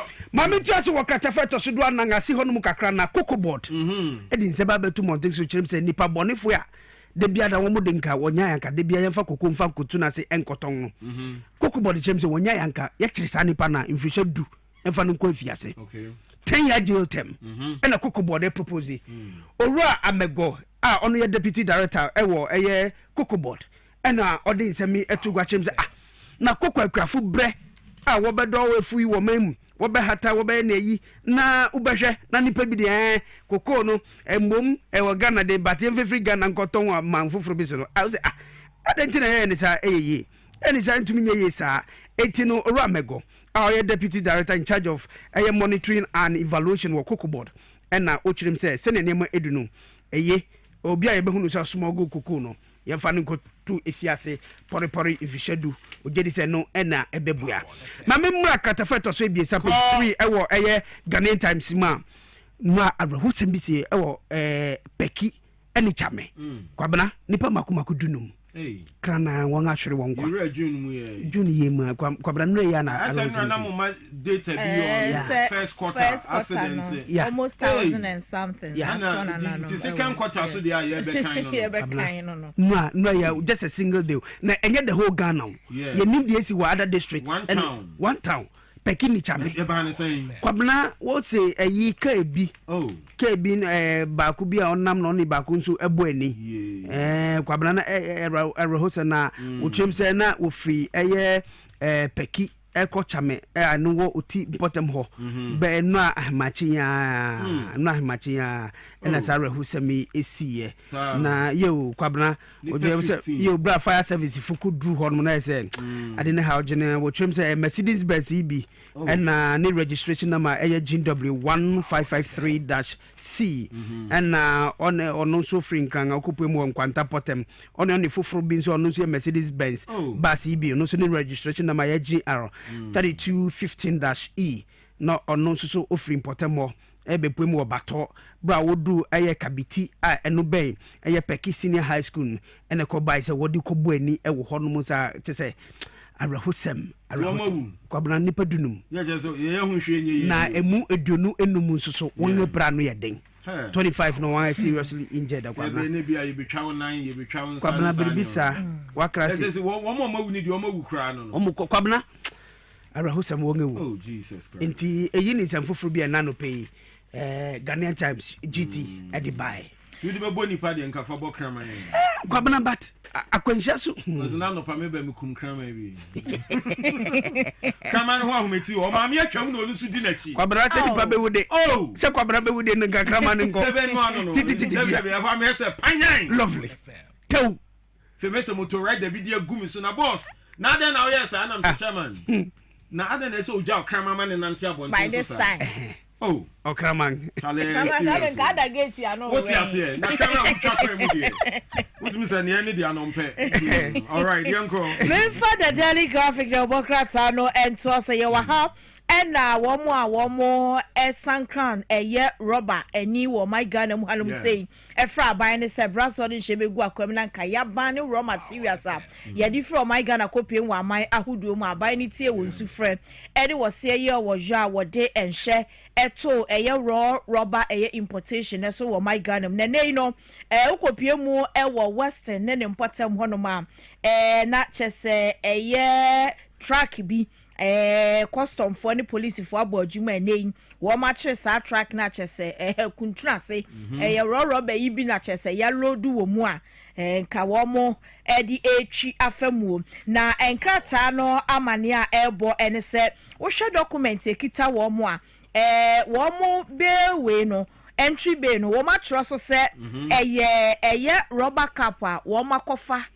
ede free eye Cote d'Ivoire emom na eba eye Ghana hanom say but police force here wo mo checks any investigation hwe wo ma hwe hu say eye rubber importation na wo hwe directional e wo mo document ne so a e che say track ne de na ni chire mu wo Tema Port mi wa so rubber yi nya Tema Port na wo say ko sefri Cote d'Ivoire na eba de a definitely a warehouse bi na omo ebetu akoton aba abefa akoton na Tema Port de ekoye den wo hono ma chese wo mo intercept eye track now eno so emu nsam ewo enkrata emu ene anope na snit for ene wo msom ni hye egu akwa mu se de beye na wo pensioners wo no apomode ho nsam ebetimi edim yanu ntino wo ma pound eye telehealth eye service ehun toma no ekọ ede ama pensioners a womo ewo on my Ghana emu hanom say na World Bank for na womo ebo Ghana yabaso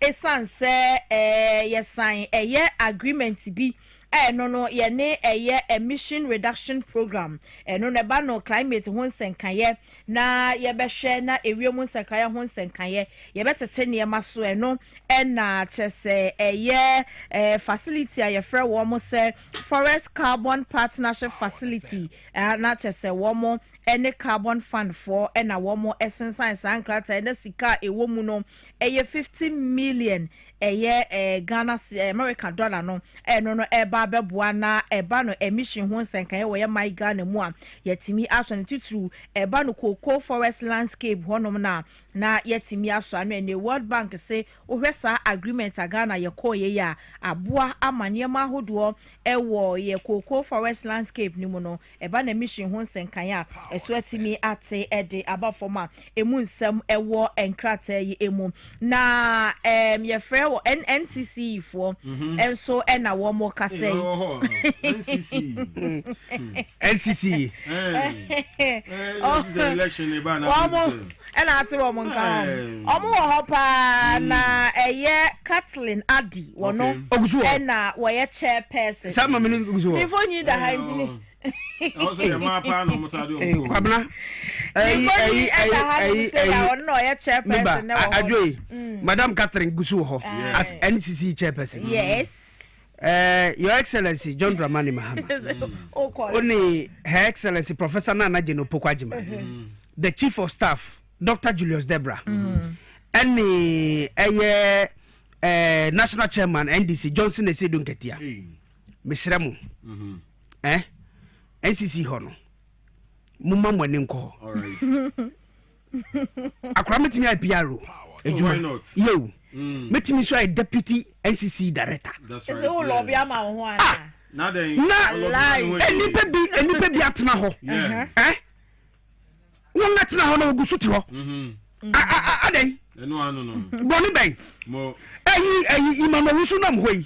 Boni na so bi ampenti. Obi ampesi dai. Open kwa dia so benya. Obetimi aye NCC director, obetimi achema Ralph Jampo director TV, obetimi aye. Even omama krantin kwa obetimi aye. That's right. NCC den waye. Eni yango to abo, isa ni to aba, important yanya ni se eni ani aduma waye oti ono. Civic education. Obetire omamba pe bia na sodi ni na sede. Na wasodi ye den. Enu abi so na wo. Eni abi na mi tira meri ye. Iti den na chese akwa wo di. Titi anantu okuda kama. Eti den ye. All right. Eti no ansama. Kwabena wache. So how many deputy CEO ha na ne? Ya lobby ama. O se won ye dinu obuti. And so, of course, Deputy CEO. Yeah, all right. NCC in sama womo eka ewo forum omni tuja ene se eba ne se enuma eni my Ghana mu ha na afen dream die keta hye corruption ho senkaye threaten gidi a omafo ne wo eba no yen state institutions ahodo no emu a emu nsem ewo eye enkrata yimu ene anope no the daily graphic will work out at one sakabia for fropi na ka ho bi benya ni nyina kire mu akekai kwabere bi guys is here seven obi aseri bi se akura wo hawadwene o so ewu na wo kwabere ye campaign o ye na campaign bi nimpa so ebeba nya bo tre ene Wednesday ayo okay Martin kwabere mami fa brisu sem de obokrata no na chronicle asem ode aba no o se Ghana mebum ohamu ntichembe se aduanan ana woni adwuma anda mahama oni nipa waka sasemi kojo ponkruma kojo uye dawubo no yense ntwere nti ya na nsem ni bi wo ho a ya na kwabara kojo ya enka kofu asa yire bi mpempren kohwe kofu asa yire bi kohwe senya ndisi aban no waba na ne waye nhye wo fu asa yire bi won akwan ne niema waya anka udedi se de obetimi de no be waye mrase begoni wo fu asa yire bi wo aban betina aban mu wo party betina aban mu be se fisha wo twede na otimi yema kojo jai ekika ka asem ne kura na ahimfo ni ahimbi a won ewo eye important ba kokoro ba ko bi so wo fe wo se huni so ana wodi adesrede akwa ma bank say ka wasra banga sa go fields one list no on renew infa imma won Kwabena ahimfo yi nana okasa ye renew mo eye nana nana wo vende ni me vida Any obia hima wo ho so obia hima ya damwa na vida no hine vida no ni vida bisa minim ena obia hima wo ya damwa nipa benoi and our friends you and what they said kwa ma banks and can renew Dwaboase for one list no or renew farmer wom ba Kwabena papa nya hwea mi se bono susu nya den and na ye be nsentwerefo nhiem good ye nsentwerefo bi nsusu ya sabi se ne ye nhu se ye dida man ama aye engineers and planners a wo mu guso a wo mu ye adwuma wo mu ton gold no e ma gold board se ne mra ne kire no ye jadi say ye di the same Dwaboase list no magana ni susu ya enti ye nsentwerefo bi nsu ye be kire ye ngadwe ye be ka oh ye nsentwerefo ye nsu ehunu se ye patriotic journalist against samukuo yo against the illegal mining all right eti ye nsu ye be kire adwen ewo ye wadwen kire wom e se o man ni ye press conference yes ye be nsentwerefo hiem e be ba so na no pe yara ewo Accra International Press Center okay mujim no, you have a say. You Kwabena, have a say. Very good. Say, South Africa fu say, say bi o wo ma ye mmea ne fe ye nuanu mari ma ye baba keke any hairdressing wo South Africa. Boni su nim say ye de ye mining no ebe ma Ghana ni. Me ba na mpamcho em say enra and drivers e share ye say omo person omo di new transport fares of 20% increase e ye adwuma. Na em say publication ne ba ye no abentenu show between the associations. There are those who are for it and those who are against it. Now, no pay no. Yati said there's a bit of confusion. From her passengers need be raise issues. Said drivers need be the Jew and yeah, they just woman to who say. Never near campus 20% you almost the year Juma dada because they were good destinations no in Totsa. Ube drew no to more than the approved destination and Kaubekono one route. But in any case, you share how the situation is affecting commuters and more so transporters in general. Williams Osei Pawuli, a chairman, Emma Concerned Drivers Association. Mr. Williams, good morning. Let's say. Good morning. Namiadum Bibi Aboko. Now, concerned drivers, Momo ya for or against 20% increase no. Okay, no question to say in camera. And so young papa GP for at one and sim say Yanya Mutena and she say any minister in the name Siamutna Naina and one voice about Monty. Now Yana concern for Adia and high and Kakra. Ne I'm in the Kuano, the name executive for regional executive in Yanni and Pennequan say Kalon Pekradinka within 4 years in and to Nagana for Kakra. Na abandon something so petrol mukakra and kramayan. But in the highest is some unions at the fear. Yet upon GPRTU, GRTCC, Transport Ministry, Abana, Atimia, I'm not going to sell off him, and only a problem. Now I'm not friend of 2 minutes, 1 month to 10, 1 month to 20, from 30% to 40%. VIP, OA, 2 Express, any woman I load to call of what I will no plan. 1 month in the equal truth in it. And when you find out you were in Senia, and no number drivers in unions in the Bray at Yesima, almost so more. And the Cabani Timothy, no woman you must tell of in now at least 1 crumple 110% in Prah. In Ghana, drivers in Rebecca and Wapping. Because Abana decided to do baby idea on no Babashum. And you me find is about 2 weeks in it. Yeah. About the some 2 city my patron in the about them. But this week is I won't say where I can about 8% my patron there. Of course, total and share the woman's baby. I think not to money dear. And one minute and it's a share the any minister in another class. Yeah, she said, but you know, Sakesia would the moon and Capet, woman has said, GRCT. Now, I GRCT the ban, and then I said, woman can have to launch it. Cabana Chahoni, I can 1 year to lesson, and the problem, Bebre, Omano. And the other day, said, if you put woman and a bit similar, you know, I trust a dia water, or my water and figure, the move back in a besia. Yes, yeah, you're papa, one voice of a trouble. Now, make them a video so actually. adraba da wode mrashe osan sɛ woyɛ union ni panyin bi na wo ma kwan so ama wo de saa de nyɛ wo saa adwuma de nyɛ na yɛbɛtuma yi wafuro ne yɛde wakwala afra bɛyɛ chairman wo station hɔ na wɔtuma hwɛ union no sɔrɔ na yɛde mmara yɛ adwuma atentia wa mɛtuma ka no na mebo so ɛbrɛ na VIP for ɛde ɔmo proposed increase by ya money ɔmo twen so a anye ya ɔmo de ɛhyɛ so no so obi ansi ɔmo kwan yo ana mebo apa wele obi ansi ɔmo kwan a good ɛyɛ no ya no na ya no ebi be didi na ebi so ɔmo de ɔmo dia na wɔn nyina bɛte agu ɛno ti ya tete nkwala ne bi baabi a na ayɛ den na nso yɛ kutu sɛ na yɛn papa m di yaba ɛne dia yaba yɛn nyɛ yɛbɛboa ama me ade yɛn yɛne transport minister gusa yɛ meeting na mmabufonso asoma do ɔmo kakra yɛn mom sɛ ebi be didi na ebi bɛfɔ no bi a yɛbɛsra ban no ɔmo mo dan sɛ sɛ wɔn ɔde n'ani bɛyɛ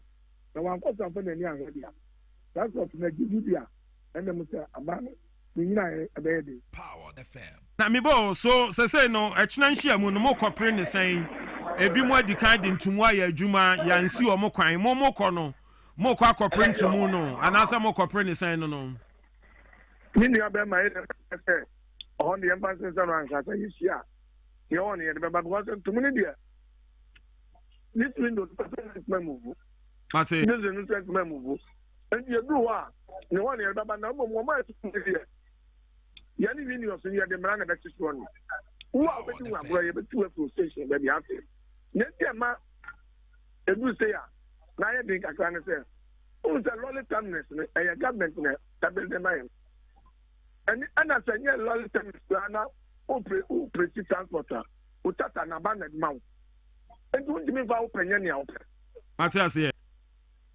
enti sɛ wobɛto wo deɛ mu about 40% 50% ɛsɛ aba no wɔ bi ɔno wɔka na me de ne ha me kakra no sɛ transport ministry on sorry all right on pa report ma abampa yinfo wo mu nyina so ntan n'akyi na anya adwuma tanka 4 years yi ato lot na timam so so komo ha wona kebeboa all right Paul mama na ano bem so anya bibi di no min na me kan mo station anya so kan menum kokko bi na wafem me na wase Paul is chairman for Concerned Drivers Association but Asunaba Nana Oredu also a national chairman Emma Commercial Transport Operators Asunaba it's saying good morning morning winner the down power the fan now here about the amabama family to chemo da bojumo mu jedi mu afusane de e da seda na be ma twiriampo yeah da sepa so na Pauli esun say as earlier on amoye proposed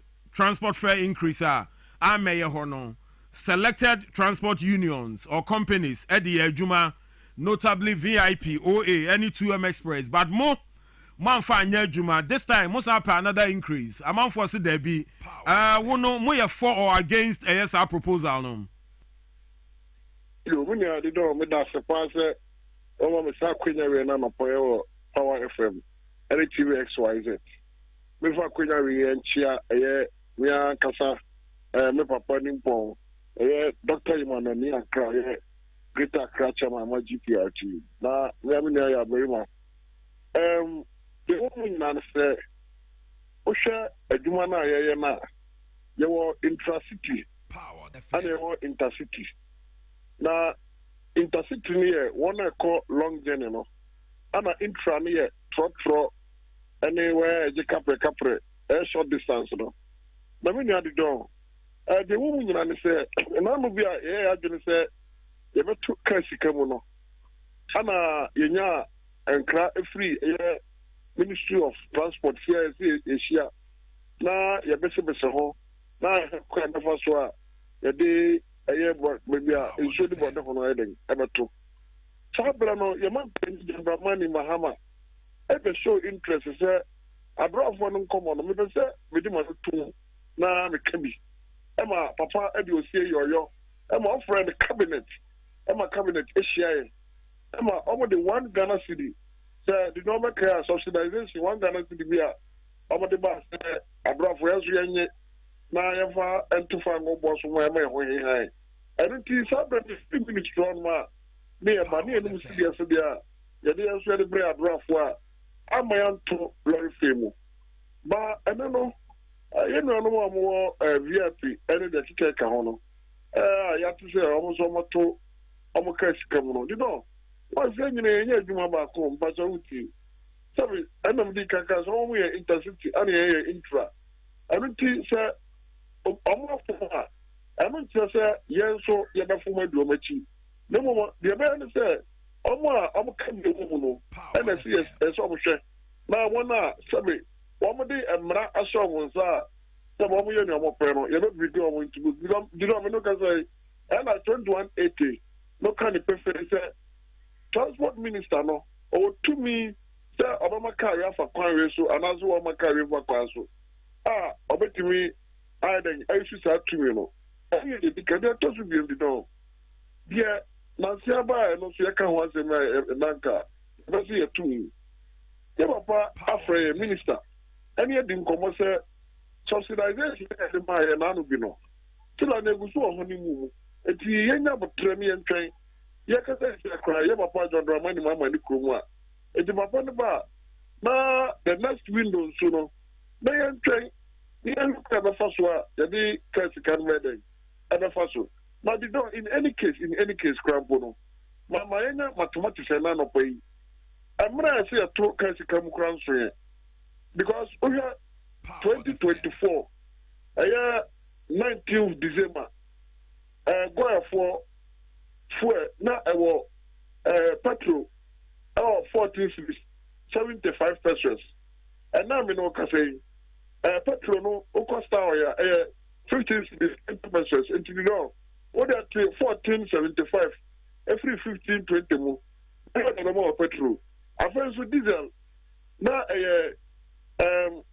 15 cities 30 pesos. And I'm not going to say diesel no 15 cities 30 pesos. You know, I don't think it's in every month. Tika 1 year 6 months. And if you buy an answer, Papa John Dramani Mama. I have two patrols, so I brought a tea, a cognac fee, NPP for him. And no 40 pesos. You know, but don't tell me, Pa. As never meet you. And no 40 pesos. I feel so, I'm not today. I'm not a former any younger say, my man, when the baby corn and go for the crazy. I hear honorable default you. And I said, you know, sir, you're not too as a dear woman, I see a better swap. I say you drew 10% threshold. But don't tell me, Pa. I feel 30%, you know. You free 50 Ghana City more. Then a percentage of me. And no 2%. I don't care anything I pray on. And for the other, you know, you heard him say, the next window, no. Sir, a number of 5 years, maybe a commercial for a pata. I don't want to go for percentage in your film. They will quit the first. Baby, I'm not free. And the baby and another baby true, and root trust with the crumple. You have the two cash come. I don't mean that the American say, you must say a bra for now. And I'm a problem with you and say, Sabi, you must shoot. I don't know what you do with you. It told me now, but you're not a share and a boy. Now we are come by ye. Sir, you're fighting the one that has to be built. I'm going home. So I tell you, but no, transport near Nuho did not even with and come by the. Yes, I do. Additional one Ghana city, other kind of other kind of and on some Kanya. Minion came for still, I know. You drew, maybe I said, you're two. And behind commercial transport operators, the Kenyan said, my driver, Nibia, and Canibia, and to the Kasikam. Yamama, they are maintaining old one or now, say a drum now, I said, Tuma, Tana, for 4 country, with Drumono. So my case can the kind of Ministry of Transport. The Bako Aqua near the BB abroad. Now we tell Obi and Toshi, don't see and say a Quaconia one Ghana City, a free efficacy where they are abroad. I won't come and tell me. Now, yes, the queer the first one in the next 5 window, near me. Am I whining? I do know. Now, never call one more crowd and say, can't you come to know?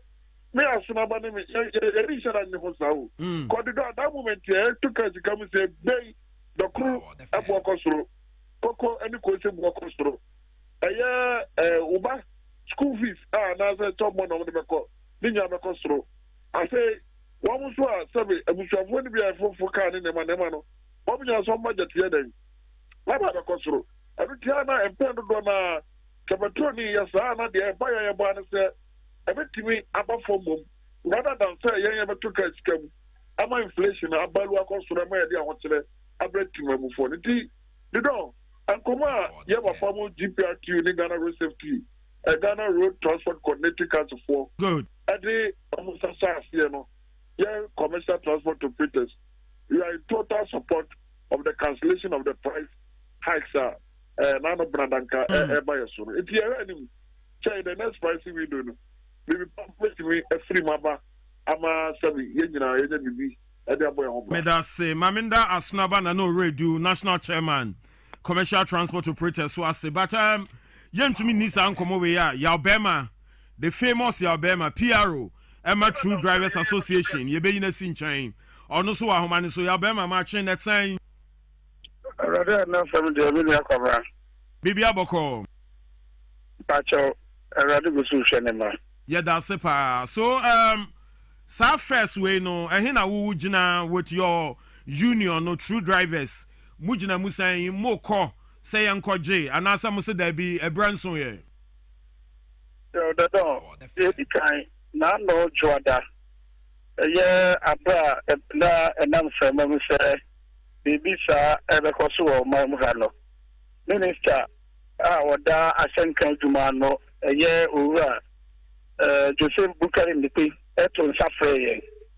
na yekodu ye no the don de kosi ye nyina ne se minister ene ye bonkomo se de di kan na ni so na wo ase oto nsafre ye bai ye to su biem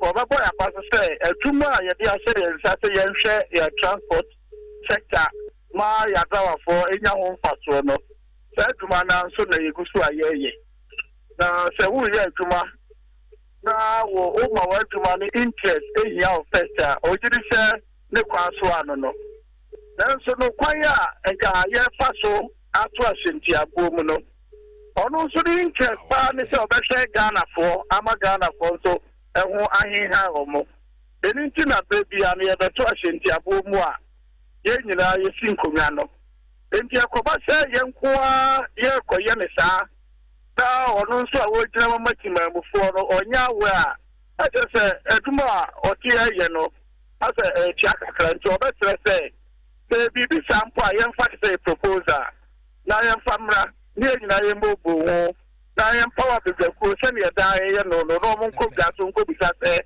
asemo a ye ka no saa ne ti ana na the door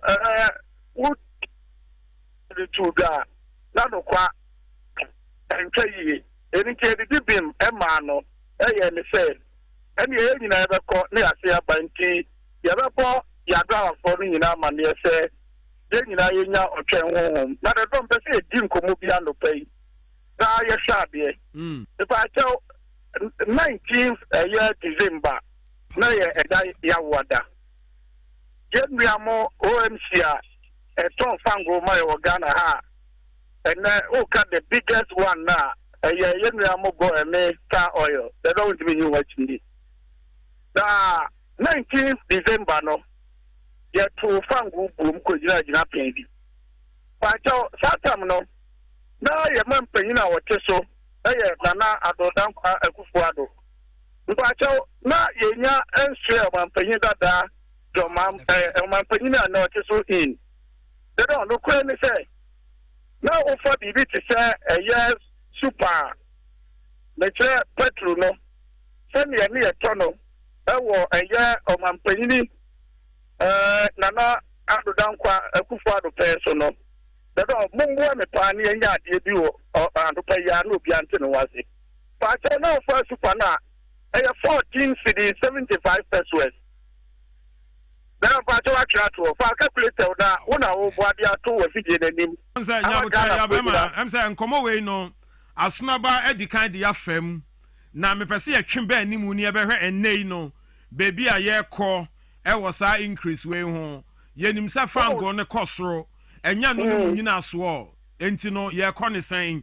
E ho na pese twen komo ne ba. Wonim say ye de braso ana ye adwuma no wada Roma go the mom no o find average ya na o man panyin ba ye no ti o ti so ma ye o de en fa de se wan ti so kura the mom de obeto ye no so atum kura ma ya eru na mi nua Asunaba na redu e ka wasem no good eninti ye da stress communicate no e ko from year de do e be bo ma mu ni nyina ma se bi koka e ko so no ni nyina abrase nti e be ka ne se anopa yi tie obi a wo tie me bia no sabi o mai na ye chire ye nyina ye dia nti aye ne se yem fatiti atempo no so tani e da ye no eninti se e wo mpo se ye bibi sa kwa ye fa so ani ye no no ye yira fa ho enti ye nyina ye kodwa so akwa tie mu abusa se anyanya bia mre na so se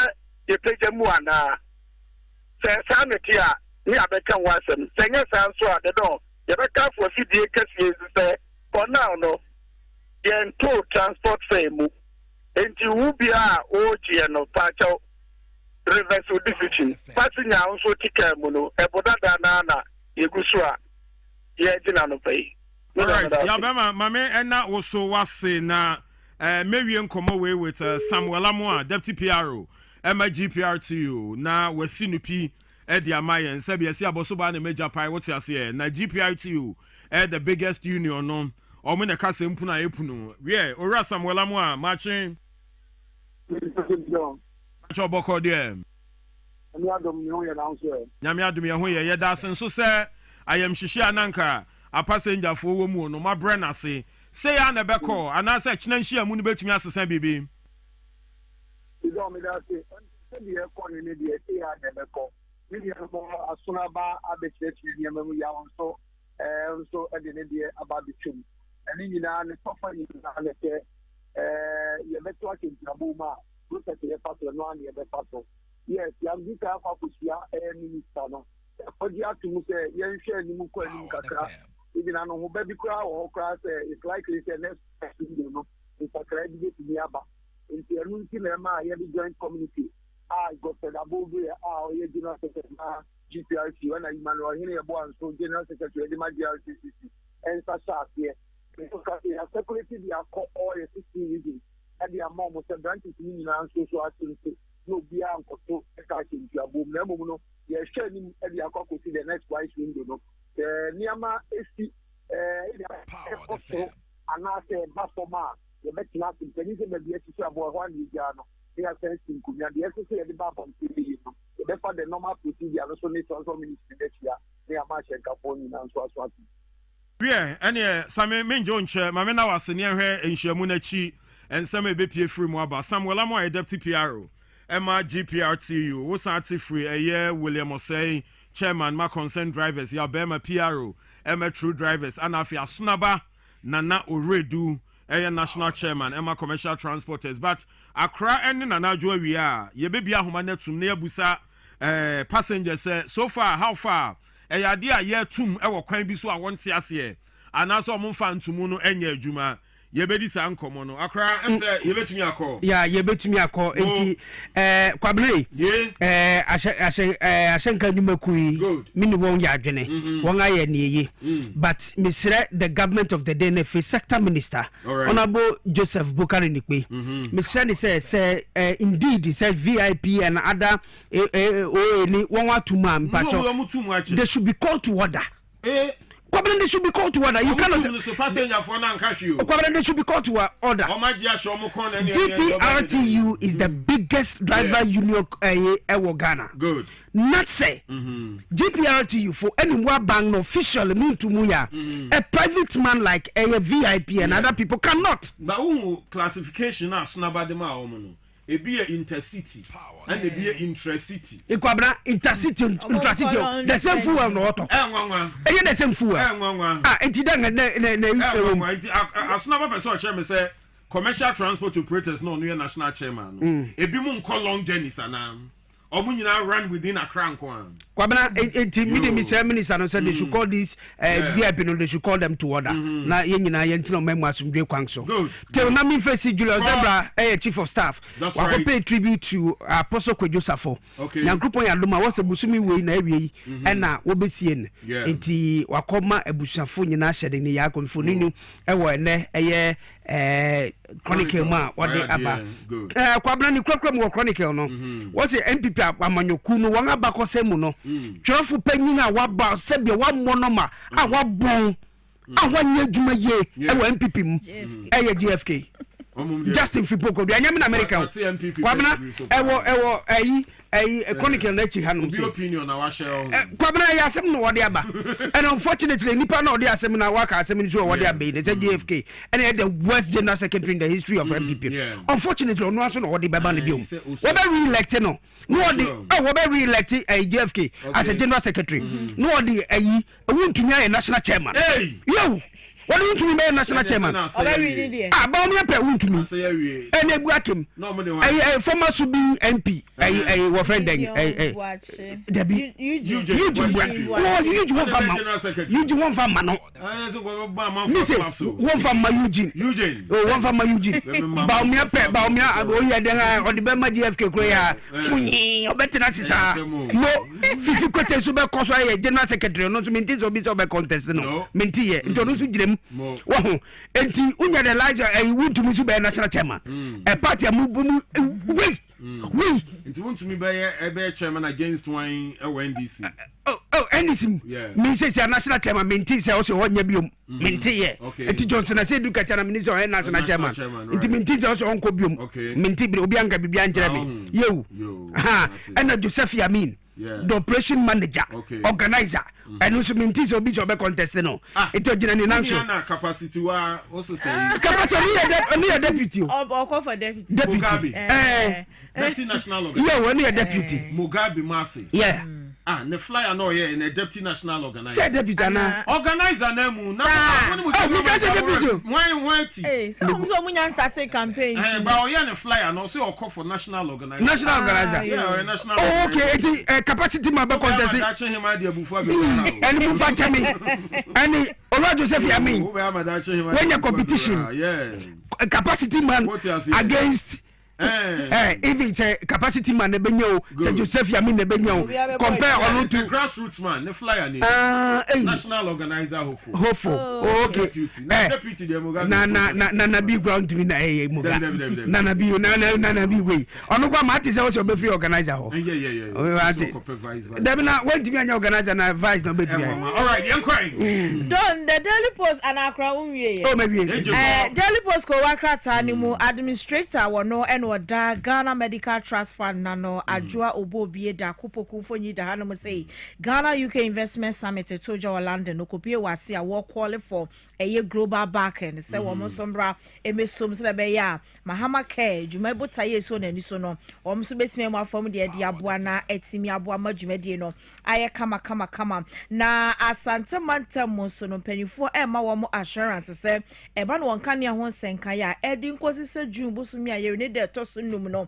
na bibia adeda eye na kwan so a enkanea no ebetimi agina eye ne nan so na thanks eye Ghana CEO Summit to dwa no na uhwemfonyina ne nkrata yi wagye mu nyina afa na opanyi kwantrefo ne da National Petroleum Authority anon Godwin edugita makroni fonyi da hanom se ya no ya bona baso se we outstanding public leadership na chese awards ayede ema no wase no achesa no pay the Daily Post ko wakrata in some way na edi emu atentwie Kwabena etiedi ni nyinara erisi no good na ukudei ya dasi na mum se na mediga Kwabena yenso ye be se dwafo nhiem ya be ka che jo Muhammad abang ni se yenso go fields for you know and really Kwabena mi se papa enfama Ghana ni enfama Ghana ni papa we GCPP one former flag bearer and founder over than lati o se domestication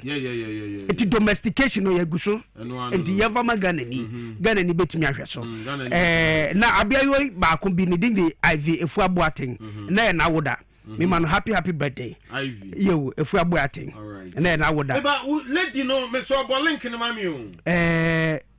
No. La Bianca lady no. Kwabena haye kwa. Kwabena haye kwa yemfesia. Kwabena misi haye kwa.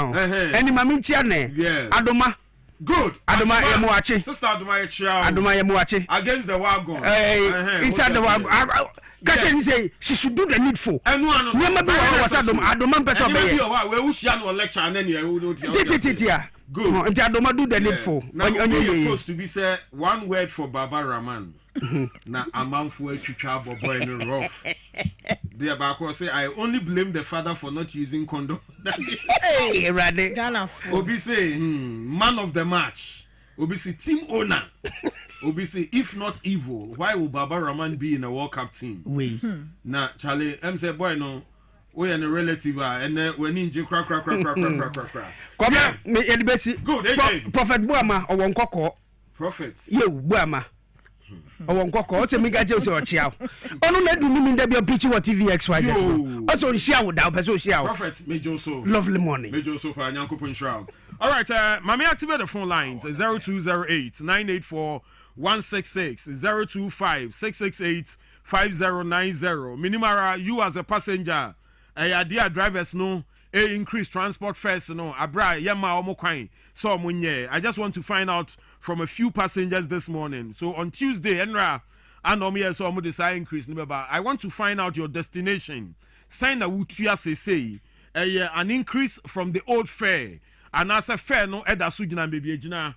Ubetimi join our lines this morning 0208 984 166 and afi 025 668 5090. Now, if you also want to join our conversation, and sana, Miami next engagement.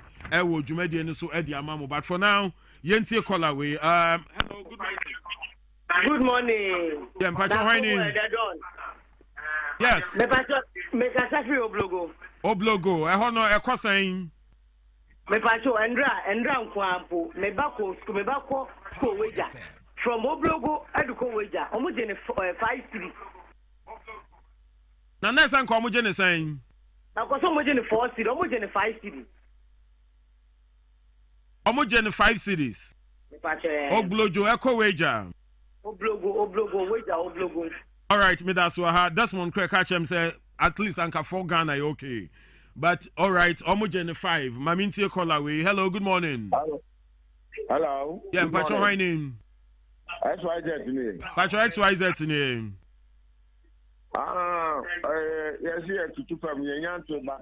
When we are focused at the progress of Mampum. Taxi drivers, no more increases. How much you saying? How much, first, no more 5 cities. You see, 6 cities. They say how much 6 cities? 6 cities. I say, I him from, I call him from. If he, first, a man from the station or final call. All right, me that's your so I'm saying no more meeting on meeting no more nyanko yemponi near Ebony we yentie for na no pay. Let's get talking. Hello, good morning. Good morning, sir. Yeah, Pacho, my name. Koti. Near Echo Sumo, obey to Akrama. It's a very big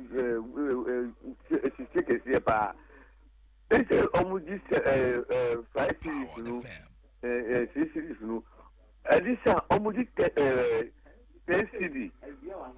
10 cities. Almost you buy 10 cities. Almost you say, Abana is 60. And the 10 cities are almost because we do 150. And so over the war. Just about from Obey station to Akama Crew. All right, next is from 6 Ghana, almost the 10 Ghana. So I must say, 20% na nyajuma. We know radio is magic. I'm on for now, that feedback. Let's get talking. Hello, good morning. Hello, good morning. Pacho Haini Abuni. Great, Abu Mitio. Yeah. Oh, sir, when you know, the best transport ministry. What was it? GPR2. What an answer I'm called Bolebaia. I don't remember for almost what is 30 Ghana not to so. No, almost had 30 access on the square at 390. How? Almost 70 Ghana and a total. Yeah, because I'm a transformation and demand carry. I better not have dollars to some can be. What is the blood?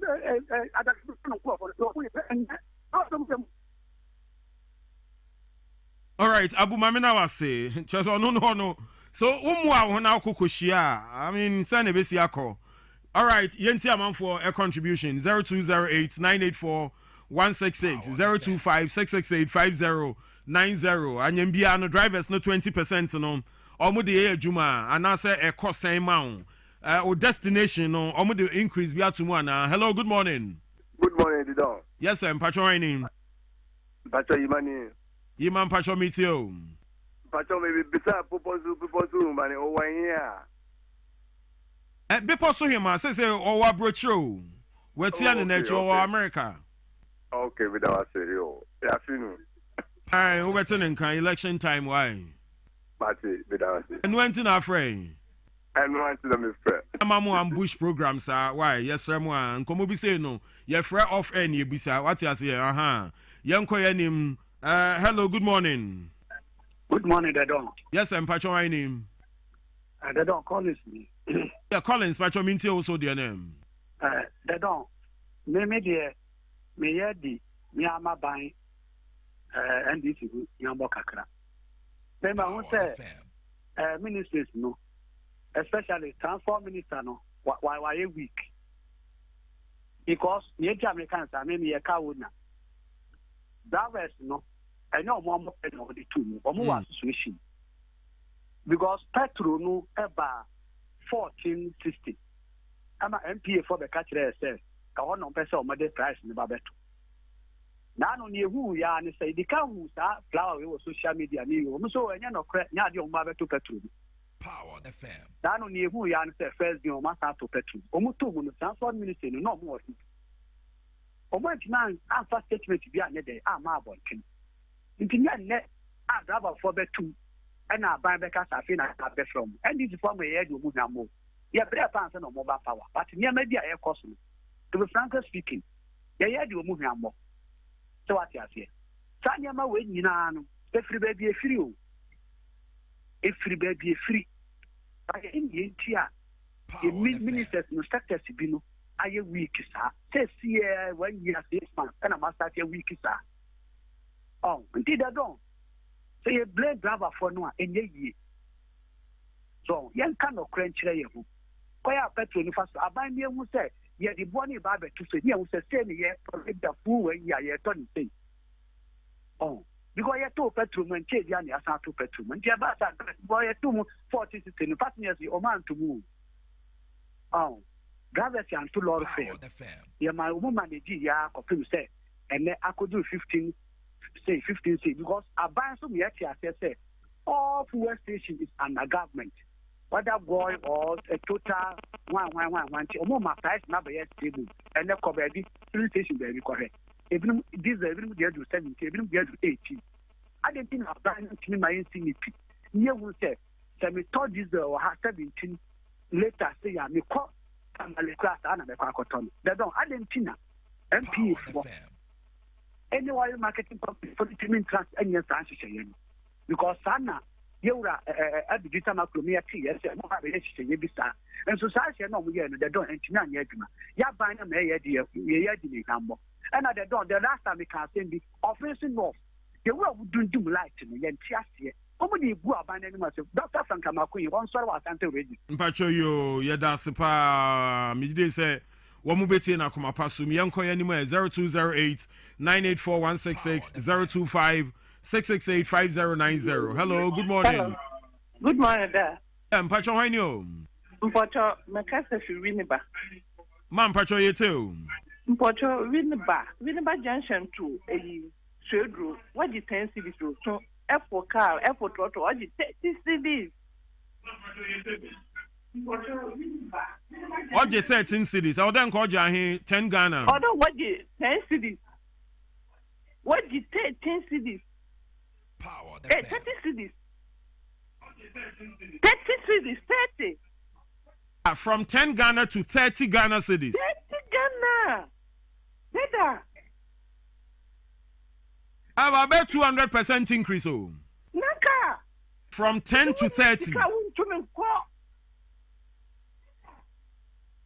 Winneba to where, Mpacho? Winneba to Swedro. Winneba to Swedro. Aye. What the 10 cities? To see Swedro, Winneba just 90, 30 cities, call no Winneba inside. What do Winneba just ask no man quote him? All right. Pamcho, these are the frustrations of the general public. Mnyamina Meka, on said drivers na koma drain say, almost 20% increase ninya juma. But newa wotseno from passengers, any of experience, almost frustrations, almost share no. It tells you, say, I mean, we need to enforce the law. On say Kobani say ya passengers ne bredodo. Na fe omo de abufuo ne kwa ban ne so. Meanwhile, omo yes antumu no. Omo ne to omo ba bia omo ndwene ho. All right, that's Yanko Yanim. Hello, good morning. Good morning. Pacho, how name? Yes, sir. From Godfrey, good, Godfrey, Tadim, Pacho, you too. Yo, me question a comment, me, but I'm standing there. Nah, that what Cardna to this Taquari, a call, a crack, the first no 100 Ghana. But as 1 month local, 2 months in it, or 120. And this is a banana, mean increment to Alabama. So, over time, you are now. That's a new question. I think that you have a valid point. So, we say, Omo Mudi can you increase, you know. Say, I almost propose a new face, you know. Say, no, so be your almost a percentage, not so. And Omudi Omati Omudi and Edith, Yanko anyway. Hello, good morning. Hello. Sorry about this. I'm saying went to me and you know so, but you perceive who say and they know 20% fare increase no. Drivers nesi o munyam franya adwuma. Wo ye passenger, baby alpha wo hyen kono. E yade a yede ntumu bia ba wonte ho ase wo mu a. Ene enche na afi aban no mfa nkosa nhye mu na se. Hello, good morning. Morning, Dan. Me pacha. Winning. Me pacha me ka sesi ebota ready. Pacha meet you, ma'am. Me pacha fiti. Yeah, Johnson, the game one year for the domain. Airport to back up, for combat 15.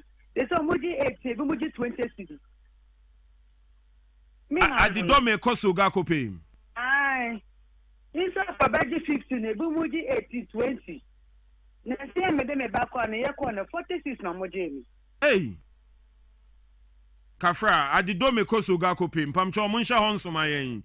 I also saw no report a free Obano. So you could see, sir. No price control. Obia de ne pe eye ni ope wo man ni mu. Ena meba udu ka okudi na Africa okudi di wani ekre eye pig farmer. Right on the bus stop. Obi ebie organizing shop ewo ho. Early in the morning, wa hihye ties wo kwan ne ho and wo de ne pumping machine abeso na am say wow. Wow, such a location. Organizer abebie ne shop wo ho. Freedom of expression, freedom of movement. Obia na mu no ye ni ope. Emranya adwuma wo my way mu. Yo, yate yankwai. Good morning. Hello. Hello, the door. Yes, sir. Mpacho free fam. I'm a free Accra. Right, but you mean to we dear the door. You now you can quarry chire you. You can quarry. They juma pa na national security for muye. They juma pa na muye. Unkotra office onu na ye ni juma na. But this is how much can you go crew? Obia obi fuka na omutifina na omochimu omotu omo Power the fam. Oh, omo yesa obia be jai. Be omo sori na omo kotra office. Omo sori na omo kotra office. Usumo na omo koji omo salary. Ade. Anka ni me fuka na o correct pesa se mechia na mechia ma o se onja. Ya ihe ni say ntobon be di na me take an ma o. Na e ko police station. That's all. Me ba cho me da se ba minim sanka de beboa ma botoye mu aba ne se when you get to the transport stations destination bia no e won destination board ne so no ya cho transport ne fare e wo so enti nya fei na passenger ne be fro car no Now betu car na kwansan na wakotwa bo de ama no. Ensi wo baby a even before you move from your home. So hunu baby a wo kɔ no ebo ayeje. That's the more reason why I yes a person a code digital. At times you can even pre-order your destination card. Now fe unim so okay for the week. Mecha ahane ebia enkoko kwan. Meko ne 3 times. Me free a meko suhum so twice. So what ye ni nyina kada de gu card so ukoya no swap na fe wo froko. Si anko ne sa ohun. Amanfo beko so abue kwase asa wo man we mu. All right, yanko ye ni man. Sorry, I'm saying Makasa ma obre no apa ho ohun. Facha me hello, good morning. Good morning. Yeah, Pacho, my name. From I would tell me, if Boss Pacho, it's you. They don't. You get blaming with the Denmark Transport Minister. Because, time, VIP 4, AC, 2, a friend says, friends, or my bow kai, some 40%, 30%. Who can meet at the Cabre or other station or see? Or market some business. There's a be any business now, or better ni Naman Susan and they are on both from the company in the as far minister on the. Now, say, can't you would be a minister and road near media. The road near media. And she said, who's met to also bet to Utuma, a fine media, who's meant fast. Go back to FIMO, obey the annual for few of Master Permanent. We down 40%, 30%. As the minister, it should be up and doing. In fact, the road minister, when Yadi or boy from or boy buying in the market. Or boy am I buying in the market? Minister, that's what I now so transport minister near Bear Wall. I'm off for say as a pager game in what I say good. Young a few more calls to Mekota before the hour. Nafi, Yendani and Samra. Hello, good morning. Good morning. Happy Mrs. I'm Yadumbokom, Pacho, my name. Pacho, I'm Naftali, Mikasafi, my name. Naftali, Pacho, Yetio, my name. You and I'm asking, energy, my partner. One thing is, Alabama, or hard, or yes, but I do that.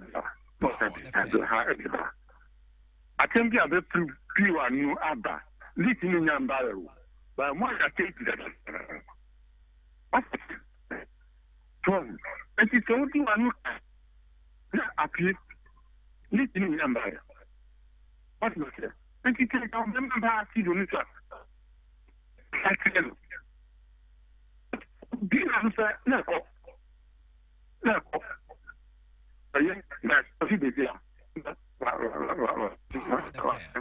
Me patcho you that's your ho. Ya be man say you powerful sir. All right, yati.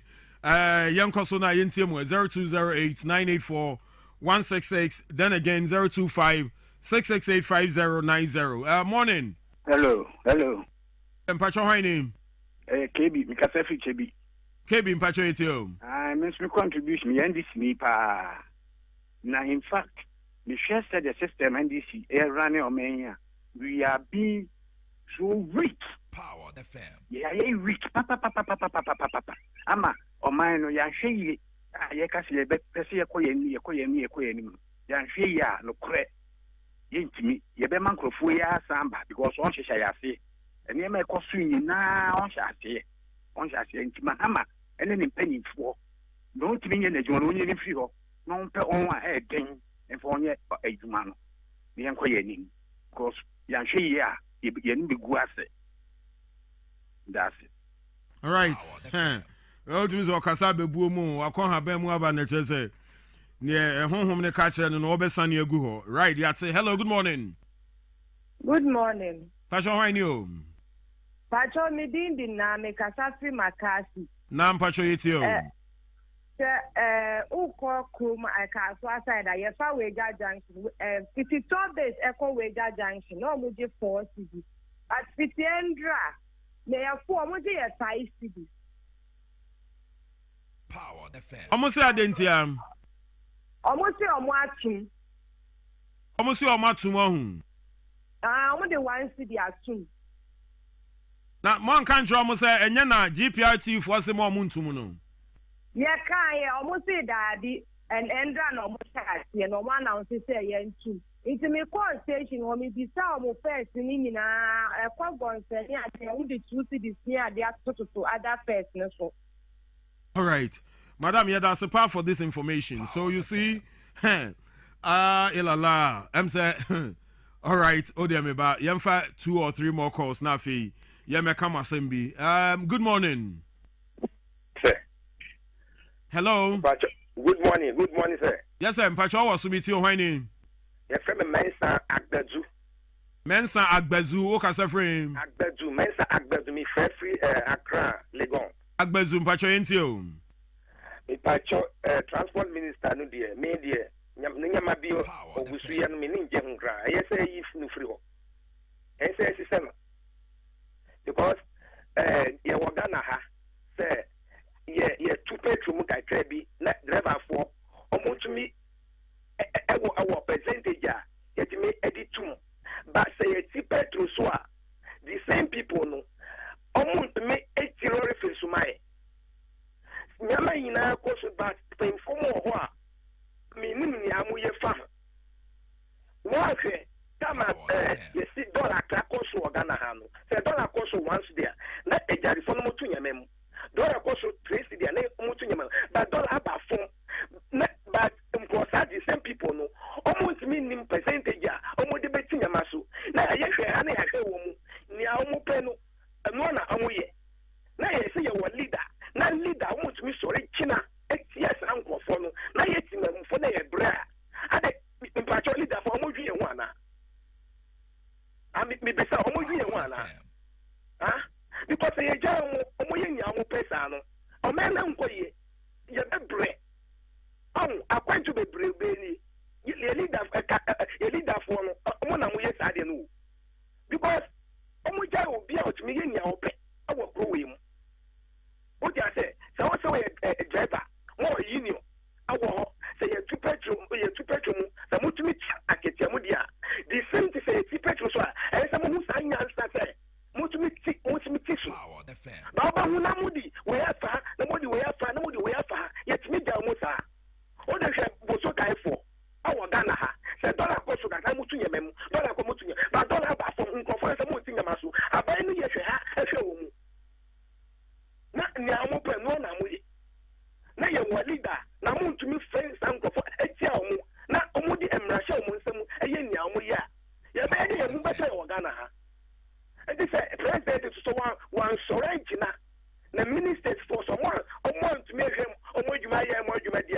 Sir, my brother. Yabutre, Mammy, I'm in two choke now.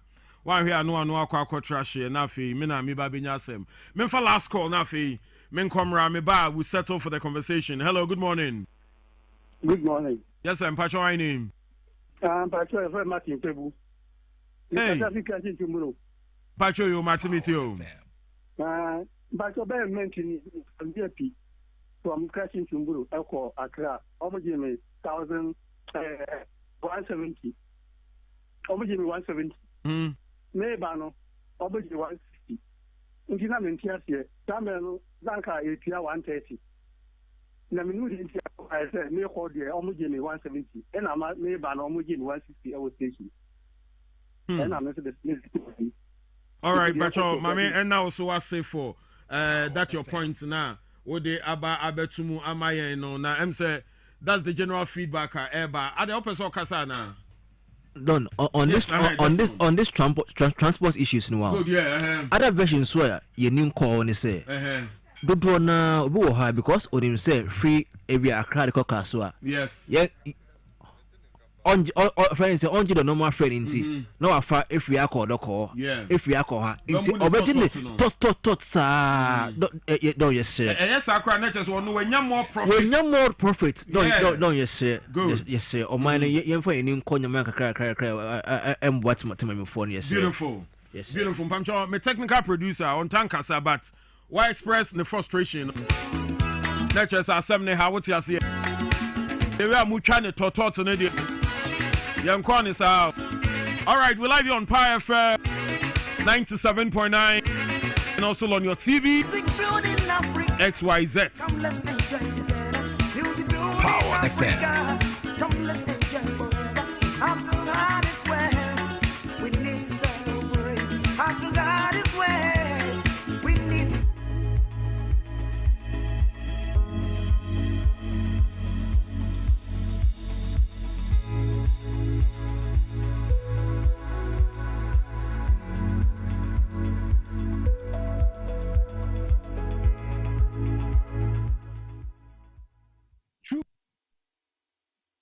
World Pharmaceutical Company Limited ena enenso ye mu edi ehia biemu ye ka se True World Pharmaceutical Company Limited a eye Indian company kase a yaso ye nankasa ewo India na yenu no ebi wo wiase afa na nyina nyame nchadom ebi aba beduru Ghana hanom ama FDA for eye nhwehwemu edi afa yenu no ho ajatum se eye papa ebo adwuma ntino Ghana for emfansa wo ho yare na yenu ni nyina no eye India hahama ene yakeka bom ede aye ahabandu ya eni sunsanso boni bia na True World Pharmacy nko a ena yenu a yede abadwaman so no yemfa aduro baako ense yare mienu anase miensa yenu no baako bia esa yare baako na ene yenemu eni nkomo emfa eni aduro no ho esense ede aduro no True World Vision Capsules ne de abibia yabo hu dawru a ama Ghana ha de sebi mpabiasa ukokuru keto anipa mienu anase miensa wo mu kra na eni aduro no omo atenenka na ene yenu edi yare bi hu nkomo a ye kan nerve alive ye aduro ye friend nerve alive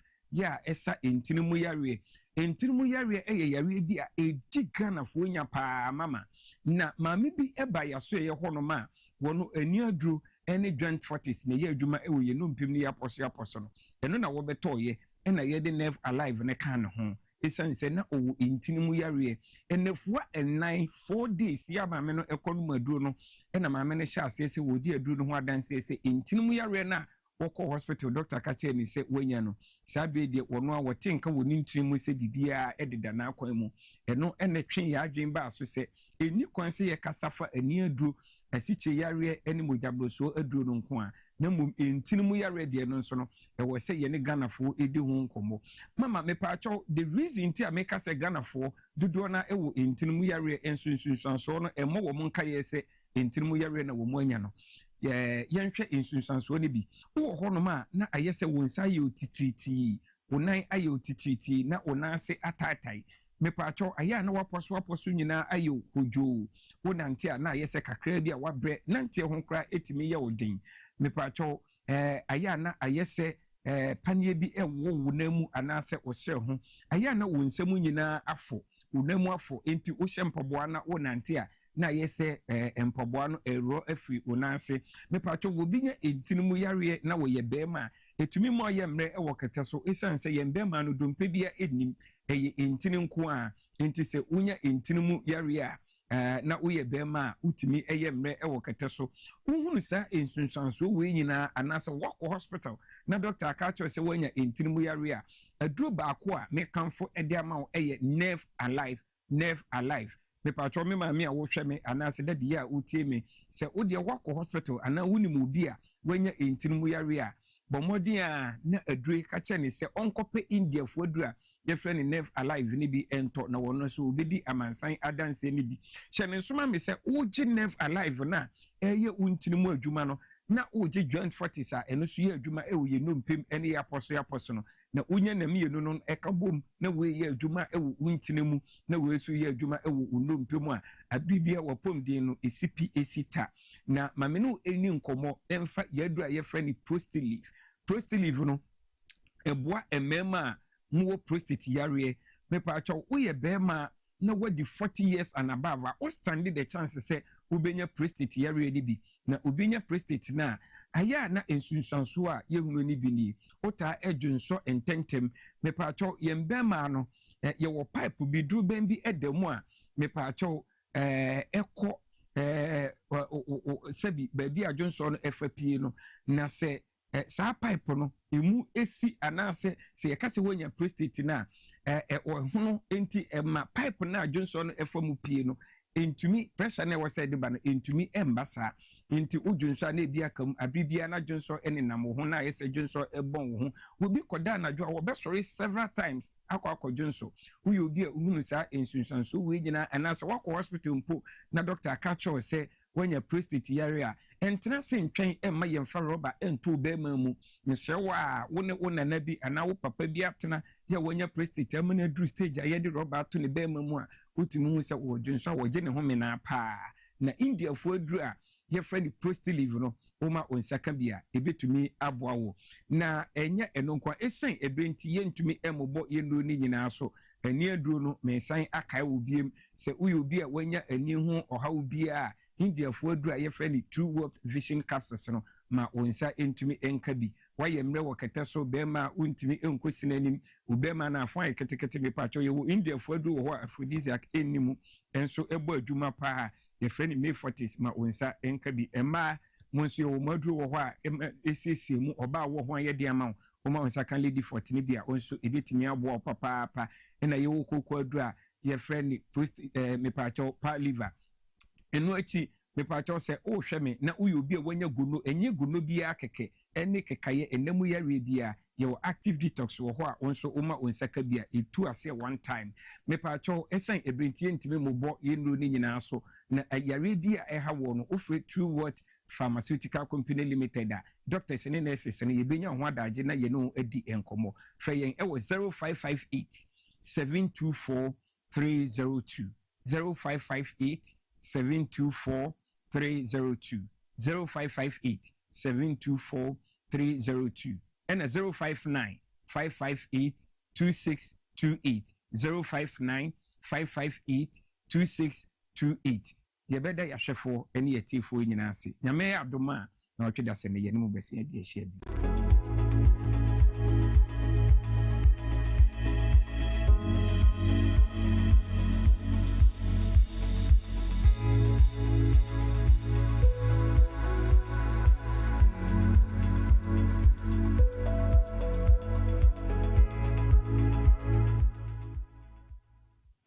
Back and stay safe. National Petroleum Authority ebo bibia kokose se fuel tank enya akwanhia na edane a menko ho nkwaye wadwen se onkosesa petrol anafango no ena afenso menye wadwen se wo ben fuel tank enya akwanhia ne ho akwa akodwitwa videos ana pictures na petrol anafango wo hwenso uhua ko wo mu a enye sunsu asobone ewo apomodensem so fango nso eho ahometinti no enfom so akitu ebi ebetumi ameja tom amana gise ewom eba ne saa nipa dodo timi femu hihye ehwe mo nkwa emeja pade dodo na nso esei aya fredum je dwumayefo ana posifo no mo mehwe nso ano wutumi nso efre National Petroleum Authority ewo 0302 550 380 kaise wonkwa wo hoi eho hia bebre esen sa fango no kokoboi National Petroleum Authority ene de bro.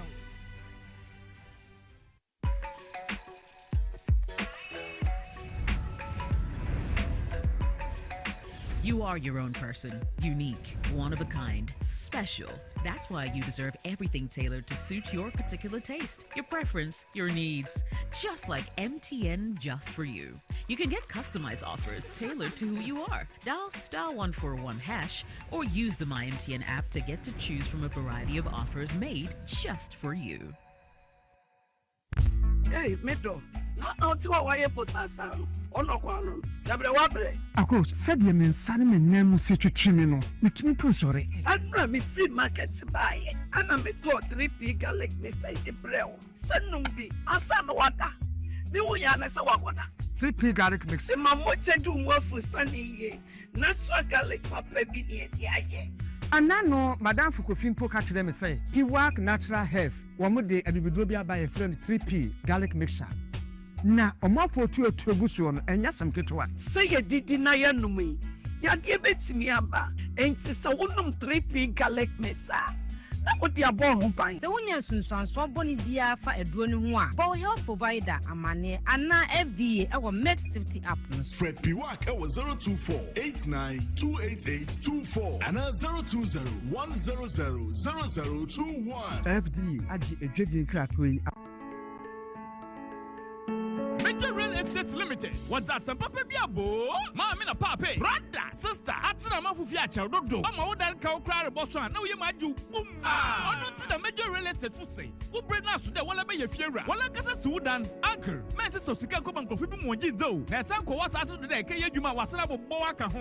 Na mi ti bra Major Real Estate. Na nyem be di nkomo. Wasika ka krebu botase. Yes spreading kind mo 1 year na tuaka. Nsase ni na so wo krom. Wasan so ya lofole. Major fofofo. Awe wala umpe wait out baby. Ever say about time, maybe Saturday day, Side Hill Royal City, Side Hill Golden City, Hobo Crystal City, Hobo Ebenezer City, Obom Mango City, Obom Royal City, and Obom Driver City. Sure, it's a saying no litigation free. No longer fully registered. Say your full payment. Get your 5 bags of cement and 200 pieces of blocks free. Only to frame one who free.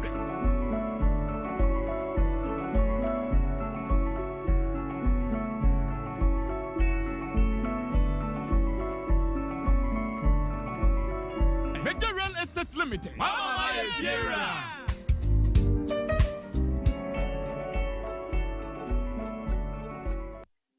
Hello, Ghana. Payday is here. Stand a chance to win instant cash prizes on Review Scratch for Win. Up to 100,000 Ghana cedis to be won today. Get ready to play Review Scratch for Win to win big on TV XYZ. Stop scrolling and start winning. It's simple. Dial *850*6# on all networks. Choose your card type and select your lucky card for a chance to win big. Play with at least 5 Ghana cedis or more. You could win up to 100,000 Ghana cedis in cash prize instantly. Yes, you heard right. 100,000 Ghana cedis in cash prizes. Don't miss out on the chance to win big. Dial *850*6# to play now. Review Scratch for Win. Scratch ticket. It is casting pound. You must be 18 years and above to play. Terms and conditions apply. This game is regulated and approved by the NMA and the Caritas Platform.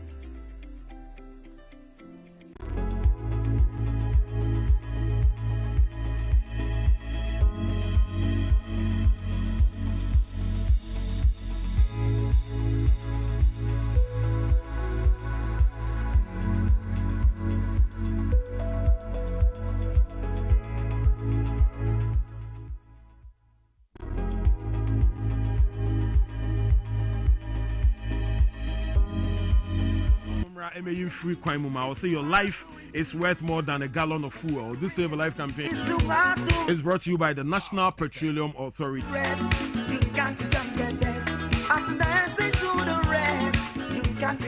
Yes, of course, after dancing to the rest, you need to jump to the best. The best is already here, yeah. What's your here? Sao! Yo! Right. We're gonna rock together. Take it.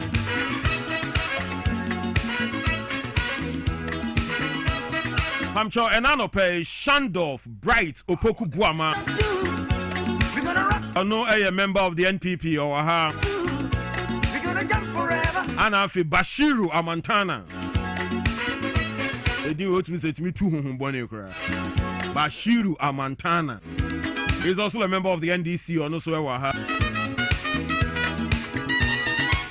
Pamcho Emma mo konfitra mo yam hwehwe mo usro sebia ebebe be man crabo ba befu because skills are we ya na no odin sister bi obetime use skills sa omwan hu hye bi wo ho na den adwode na ebe was any Daniel kame hey sister wo kwan wa debi wo kwan wa kra do Pamcho edru sa bre na ya na ma no esi etumi abua wo mu no mu free mu wote ase because ye dia ni wo mu enya sa bre ni mum na abemu na mu na no ana wo be pro no na mum no ohia rekekere no etumi dia free sa na wo twe akwantu onim why I'm trying to na Kunlun Ghana Limited o ma ye dro bi dia ba ye friend Araba Banzen pill for the cure of menstrual disorder ebia na wo dia no emeye ebia wo dia ne business ni wo dia no eba tutututu ebo okra na betwam ningina na ye ho a ebetumi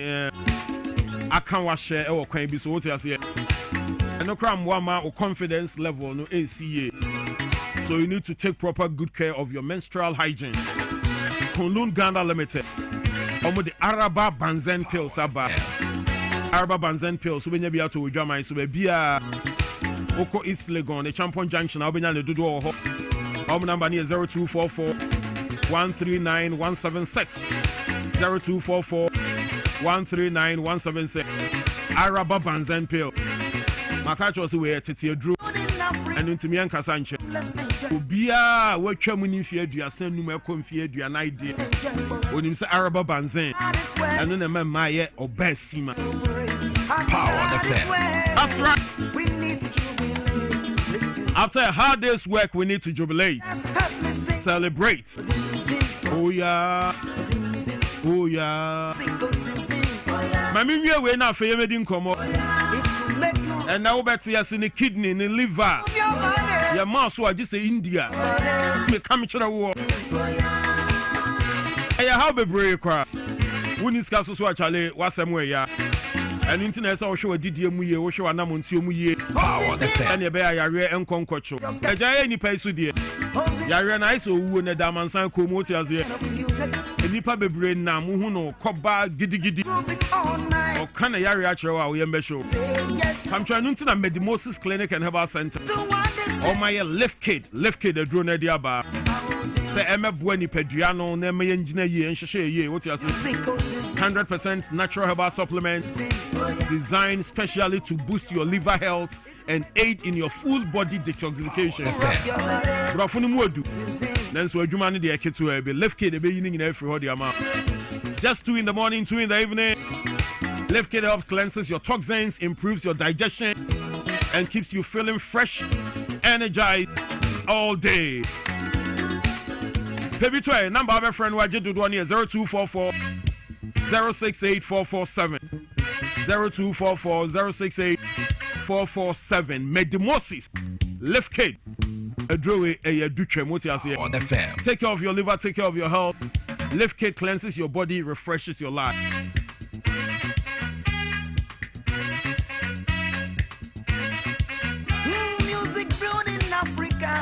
Come, let's enjoy together. Join the biggest conversation in town. We are live on Facebook. Get interactive on X, Instagram. Kwabena Prah, the dawn is on. Right, you better say we live here on Power FM on radio 97.9. We say power to the people. We also live on your TV screens, TVXYZ. The more you know, the less you worry. Nanope Shandof Waha, Bright Opoku Mensa. A member of the NPP, Shandof Akwaba, you who watch a Bibi Abokode. Namena dum don, namena dum don, dini ye Buama.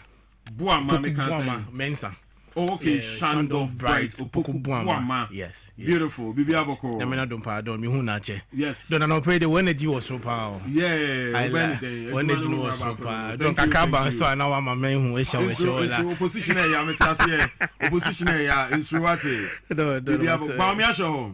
Namena dum ye flag bearer when your party say so I wouldn't say we are still in the reorganization process and kakra we share or free in the landing by there's been lots of activities why they didn't kaya or you say ye two abani way no he okwajina home kakra ko di juma kakra landing no by the first thing that he did was to meet ninyanum aspirant or new mushai ono mudinjine party ho ye kan kone sena ye besia de afa yentuma pefra. One of the people that ebeto just ekoshia was the Honorable Kennedy akompre ko Japan oni ni nyapeni kodin komo edin san wo so kakra ehye kwan on be fast boy with the party no wo mi say Honorable Meka side but ye na nim sense also back menu akoso a one of the things that are very significant and nansia next year ye na ye draft committees they are going to help us in our policy formulation going forward in the coming election and also trying to propose solutions to the existing ones that government is facing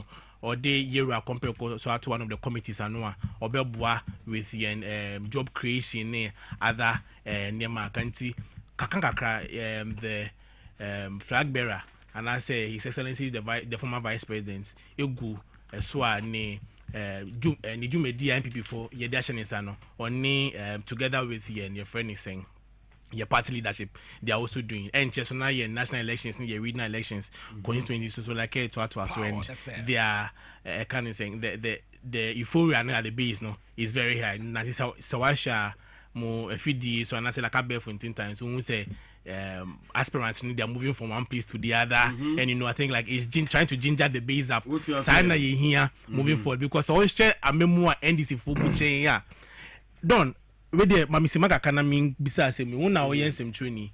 I've heard that the Bank of Ghana is reconsidering the sale of headquarters. I read the statement by saying and I read the statement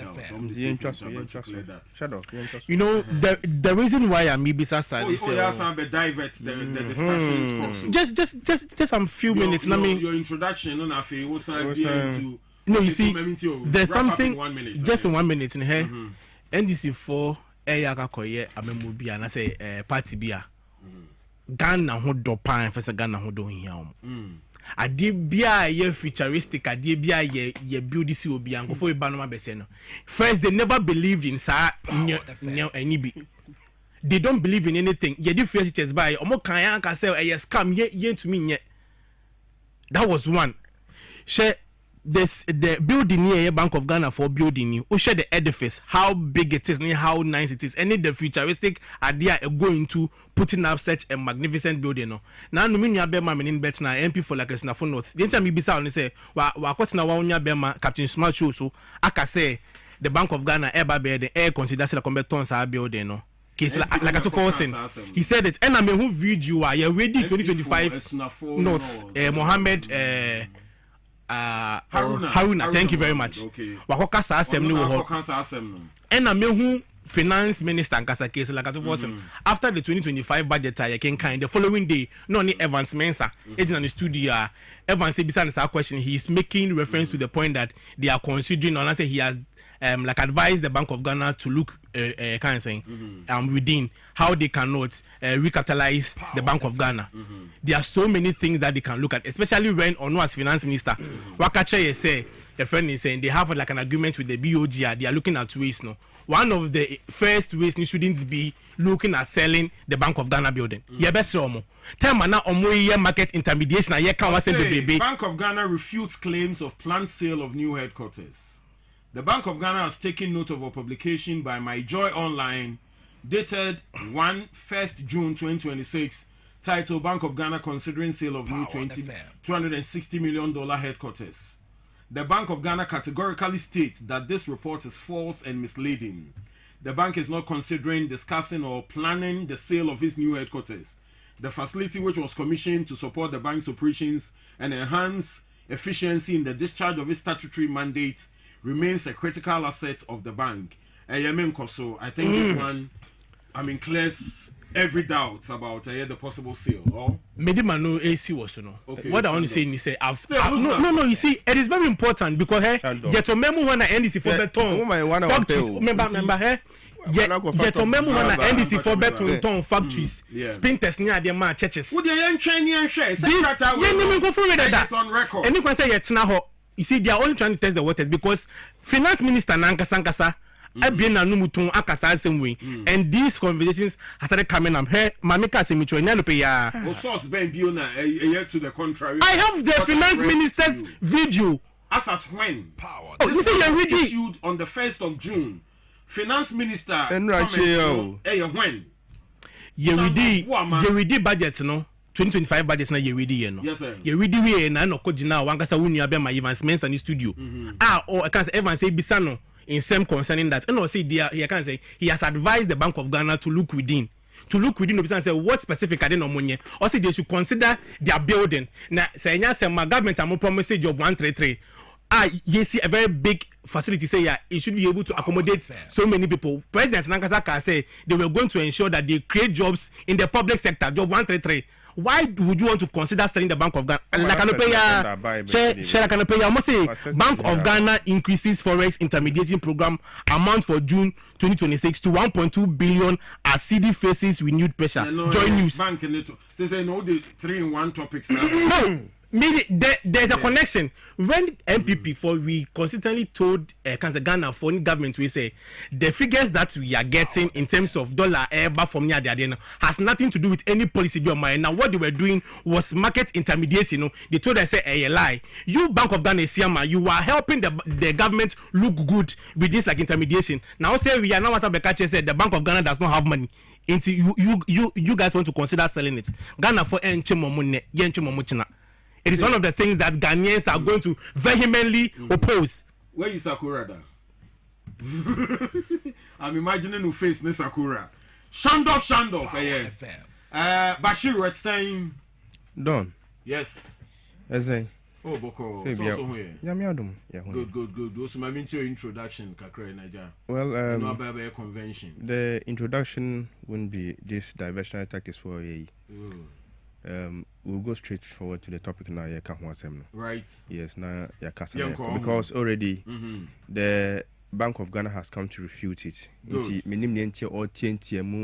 wants to create a certain scene or setting on an agenda they are back to say or per se. Obia who say, oh, was certain agenda they are back. You see, you don't come to set your agenda for a place like Power FM, XYZ TV. You will not get your way out. And I'll prove what the facts are. No.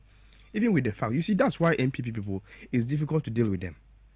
because you are even providing the facts no man. Say, this one is the 1st of June. And we issue statement. And you see, we had to issue a statement because entro na mutual time bia. So you need to be issued a statement so that all the time so he has told you, he has given you facts straight from Bank of Ghana. But is it also oh please, your minister said that? Please, when you were sitting there, you were talking about here. So Inti Don, bogus. He has no leg to stand. A topic now will be introduced and no intimate discuss. You don't discuss it. You see what you are talking about. You can go into details of it. Me, I'm a versatile person. I can go into it. And then we'll talk about it. But you see, you have set your own agenda as a radio station or TV station. You're discussing and into young question and discusses. I think so. We can make progress. But then now we're discussing this proposed 20% transport fare hikes. Now, according to 4 unions, I know Mokasa, commercial transport, true drivers, concerned drivers, GPRT, almost say. Such a proposal is still under consideration. The China Nominal Transport Ministry, but I'm saying a bit of a radio survey who say some drivers actually see the increase no year Juma was certain destinations which is unapproved for now. And for how long can we wait? And in any case, do you think say 20% fare hikes in the coming days? No, I mean something they should be granted or. We should also oppose these hikes, looking at the economic indices as at now. Shandov Mamintio. You do commercial transport or no? Okay, sorry. Yeah, so you see, Minya Montana or Emia Minia. He knows the person, and I'm saying he knows whom he's dealing with. All right. When he said me, there's no way I made 2 million to see. Let's not go back to the. No, we are not going back. Just to move on. No, but then I won't go back to the Bank of Ghana. I won't go back. You understand? So I will go back. You see, Don. This is one of the man time. Sir, now my work now I can't watch it. So you see, all that I want to say is he knows that I don't talk without any facts. If your production power, I can send the video to a producer. I'll watch it. Exactly. So you shouldn't say fake. Why are you behaving like that? We say na make an fact. I want to also prove to you that I've got videos. This is not even a caption. If you want to finance minister, you have your MP having seconded that thought. Would now catch him say you busimka. So if you really want proof, I'm going to prove to you. If the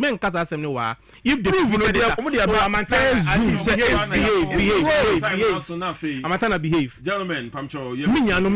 Let's talk about the transport. So I think it is Adebia Ebe Boatime Mufama like you know, as a party, as MPP, new kind of saying minority there, we are always going to a friend is saying be in the lead in terms of like advocating for say Ghana for Tom, because at the end of the day, you know, economy nankasana womutimono enkoyedida.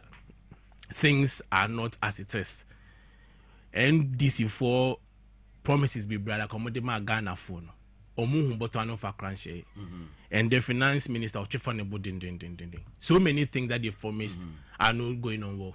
Teachers for a promise say your mom like can say like salaries ABC in 15 months a year teacher say how many months and like even the directive by say catch a finance minister say like on teacher ask any teacher say how much like have they been paid. That is even if they are even taking their salaries. Automatic postings are your promising nurses. ABC ne lakadani bachi bidding. Galamsia NEC for the politics niano. How is it going? Ye nkanya bona ye tum. Ye so bona ye tum. E can say all of these things are a friends a Ghana for e call like him dada. And then mebuna ye promise o mojo 133 no. Don no can say ejuma bia ni homo. In his abebuno no. O sa command 20% fair incrementer. Not just say sema then like a yeah. If that bebuno na only jumano, they always talk about purchasing power. Nipa kon like onye juma nye. That person so also like I say SABB transfer price hike of 20% there. Now say how can say then konokoto ko bi kuma but niama ade na ba ni say enye drivers sponsor fault because when they go to the market and they are going to buy spare parts, the price of things have not been reduced. And you can't also blame the importers because the importers also know that the figures now Bank of Ghana churning out in the Ministry of Finance, no, these are all what doctored figures. It does not reflect the I can't say the real economy now. No. Now, no, so the report said the CCD is coming down like an SN out here. And no anybody wire business that che and now do ye juma like abuso kan ho no e hu sa news near the idea we are dollar no and to the CD ratio and then I'm 12 CDs and then now by 11.3 they cannot even have a stable I can't say way to deal with when they consider all of these options now. What do they have to do? Or say like making sure say they also don't run at a loss. Into say drivers when they call markets, na say go to spare parts. Na say spare parts ne boni mafuma. Don what do you expect them to do? Driver ko ya obefia ne kanya bro e was through. Ni so bo was through. It's I can say the yan said that person too will shift their burden on the user. I am many year then we are going to pay for it. Now no electricity I can't say fuel price and I come say so ya magic and your president like a better say yam bonfire na yen say into kwa echo so you want better because he knew that he had nothing to do with their doing but omo ba be catch Ghana foot to Ghana for say oh price na bad from kakane then yam bo be say move and the price was saying 15 cities point something was that what we were seeing some days ago. But they were touting that like it was their doing. In his end there, truck driver and taxi driver no cop on na say we won't say can't say the fuel price it keeps going up near there. Who do you think should bear the cost? It's a bananka sanchi say ye bien no like dia buy or say ntimemu for hu ye hia and then and the third junior na BOG for eba be like another like intermediation program of 1.2 billion. 1.2 billion third junior 1.2 billion.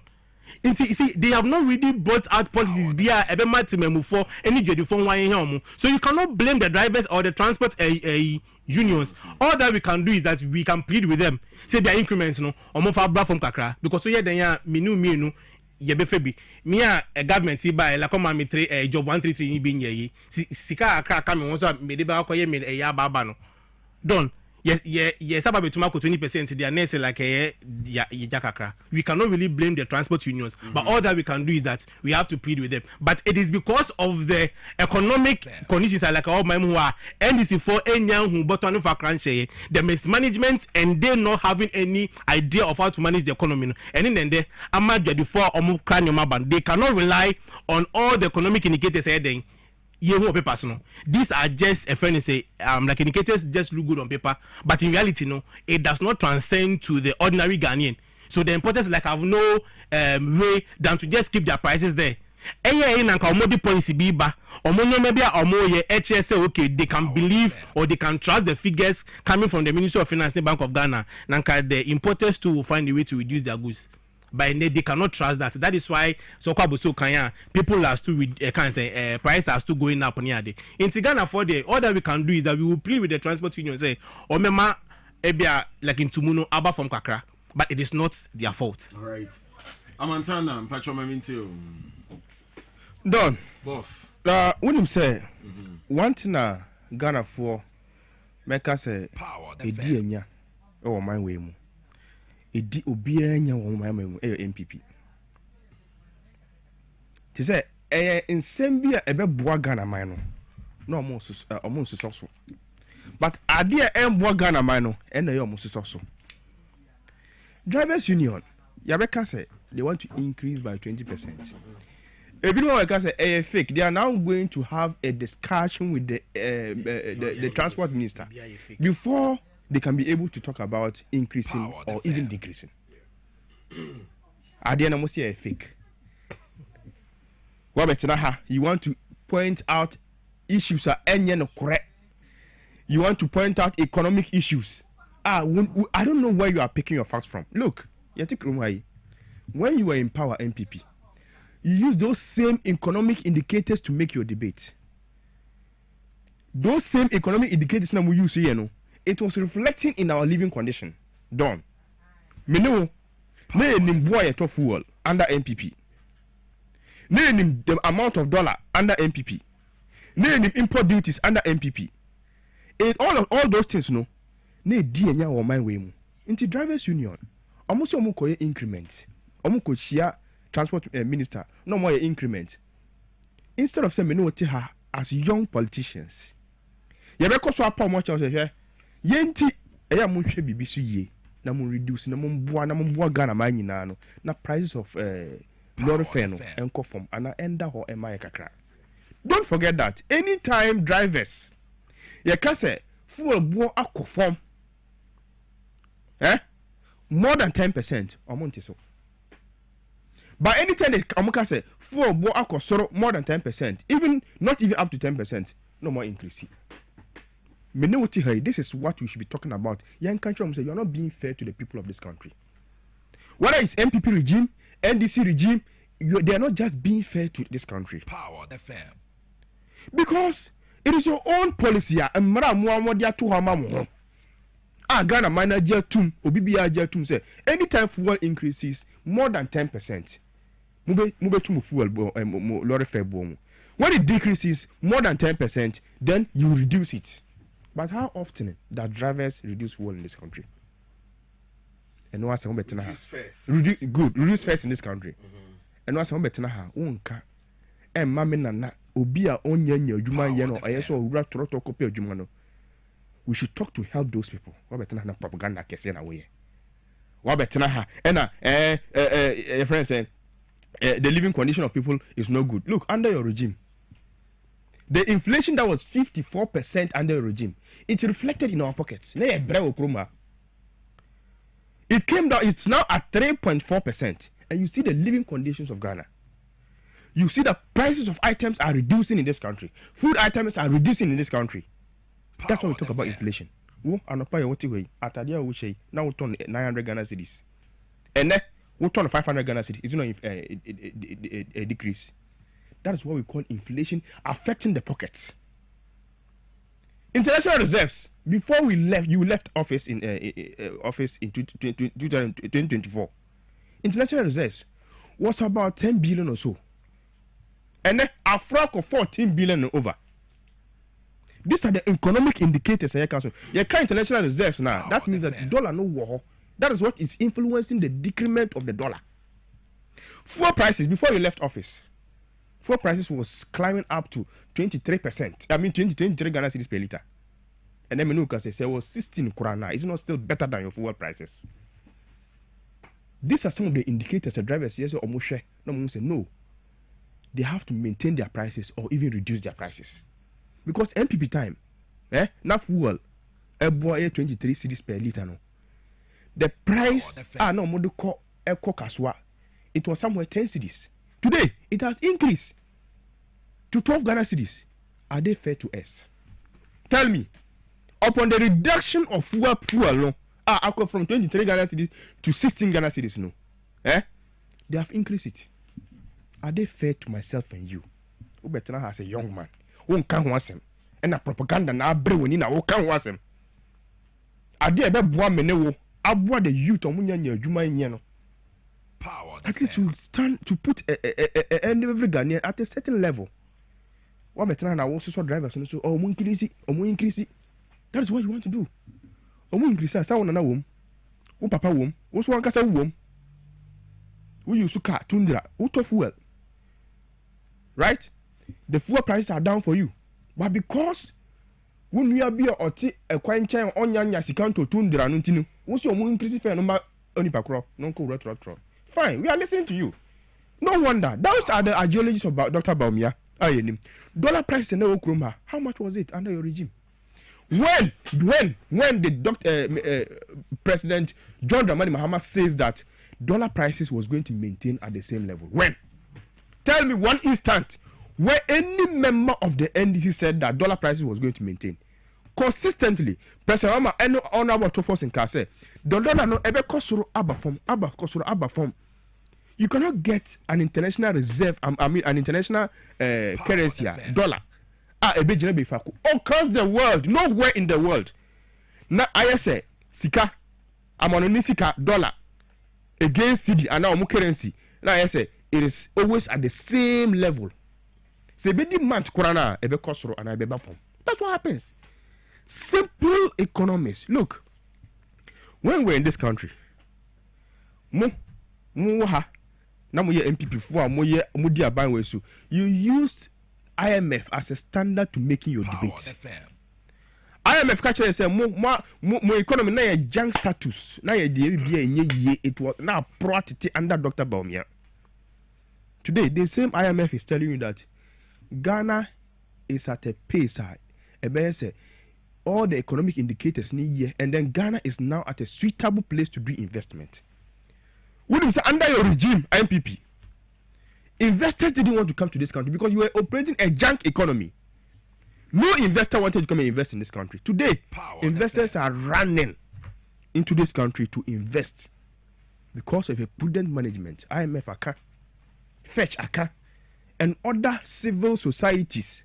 All of them are praising Ghana for the good economic management and His Excellency John Dramani Mahama they are to acquire. Into where from your source, our better and a propaganda and look, we are at a stage where many work to way. Okay. I say a dog on mine. I say a dog Ghana. They just have propaganda. You come here without facts. You come here without facts, and you want to do only propaganda. Where my point actually, you see, he's afraid to talk about inflation because he may be some questions. Right? He's afraid to talk about fuel prices because he may be some questions. He's afraid to talk about international reserve because he may be some questions. He has nothing to talk about. He has nothing to prove. And when you know my cultural way, you can verify the figures. You can Google and even verify the figures. Now, where can we verify and get those figures? Who was up or bit me anya? I catch it say. And your and cost you Ghana ha. Catch it. More people went ha. You talk about and your man cost you Ghana ha. When you are introducing all sort of levies, you are introducing Bola bill, you are introducing a friend saying e-levy and all those things now we introduce bet now we introduce it. E-levy now we introduce it. All sort of levies. You are burdening the people of Ghana with all manner of levies and I can want some yes I can catch Dr. Bawumia. Who are buying mu as a den? Intebeya those levies no be no you be free so obisa say na oyi free so no ba buy more there na oba be ye biem person kuminya onu nti onu be ba buy mu nti president Akufo-Addo buying the NSA. Today we are getting to insult, or let me not use insult, to criticize President Akufo-Addo for the porous economic management because of Dr. Bawumia.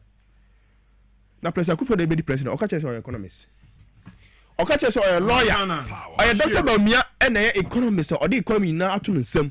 Na okache say yi tax free wa, okache say na we tax free wa. E DMB na wo ba as president o ba be ye. And no dey hear free wo. So you are not thinking of the suffering Ghanaians at that point. When I will be the president, I'm a normal course you now pay. But yeah, President Akufo-Addo they were joining the Amanyame. All right. The Speaker of Parliament, Alban Babin, has directed members of Parliament to reconsider the Human Sexual Rights and Family Values Bill 2025, which was passed on Friday.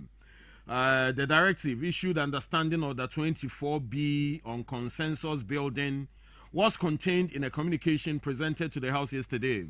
Mr. Babin said the reconsideration has become necessary because the passage of the bill did not comply fully with Standing Orders 170, 171, and 172, which govern the legislative process.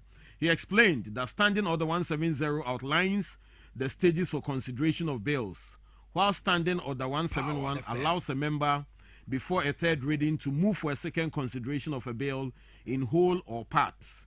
Mr. Babin further noted that concerns that some amendments adopted during consideration were not fully reflected in the report of the Committee on Constitutional and Legal Affairs, raising questions about the accuracy of the final text.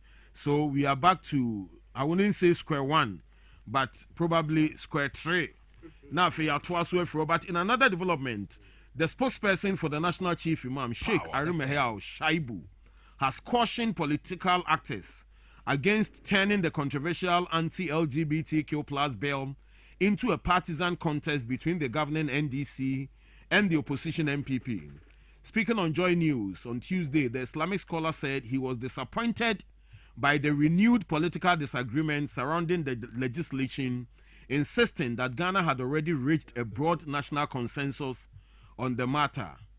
His comments comes amid renewed debate over the bill's future following President Mohammed's recent remarks at Chatham House in London, where the president indicated that the proper constitutional and legislative processes must be followed before any bill reaches his desk for assent. So we are all worried because the communique from Parliament on Friday said the bill has been passed, waiting presidential assent. So earlier on, let me say, Deputy Speaker, leaders of both sides, unless the Speaker rules on the matter before it becomes a bill, and I say in his absence, nothing can be done in Parliament.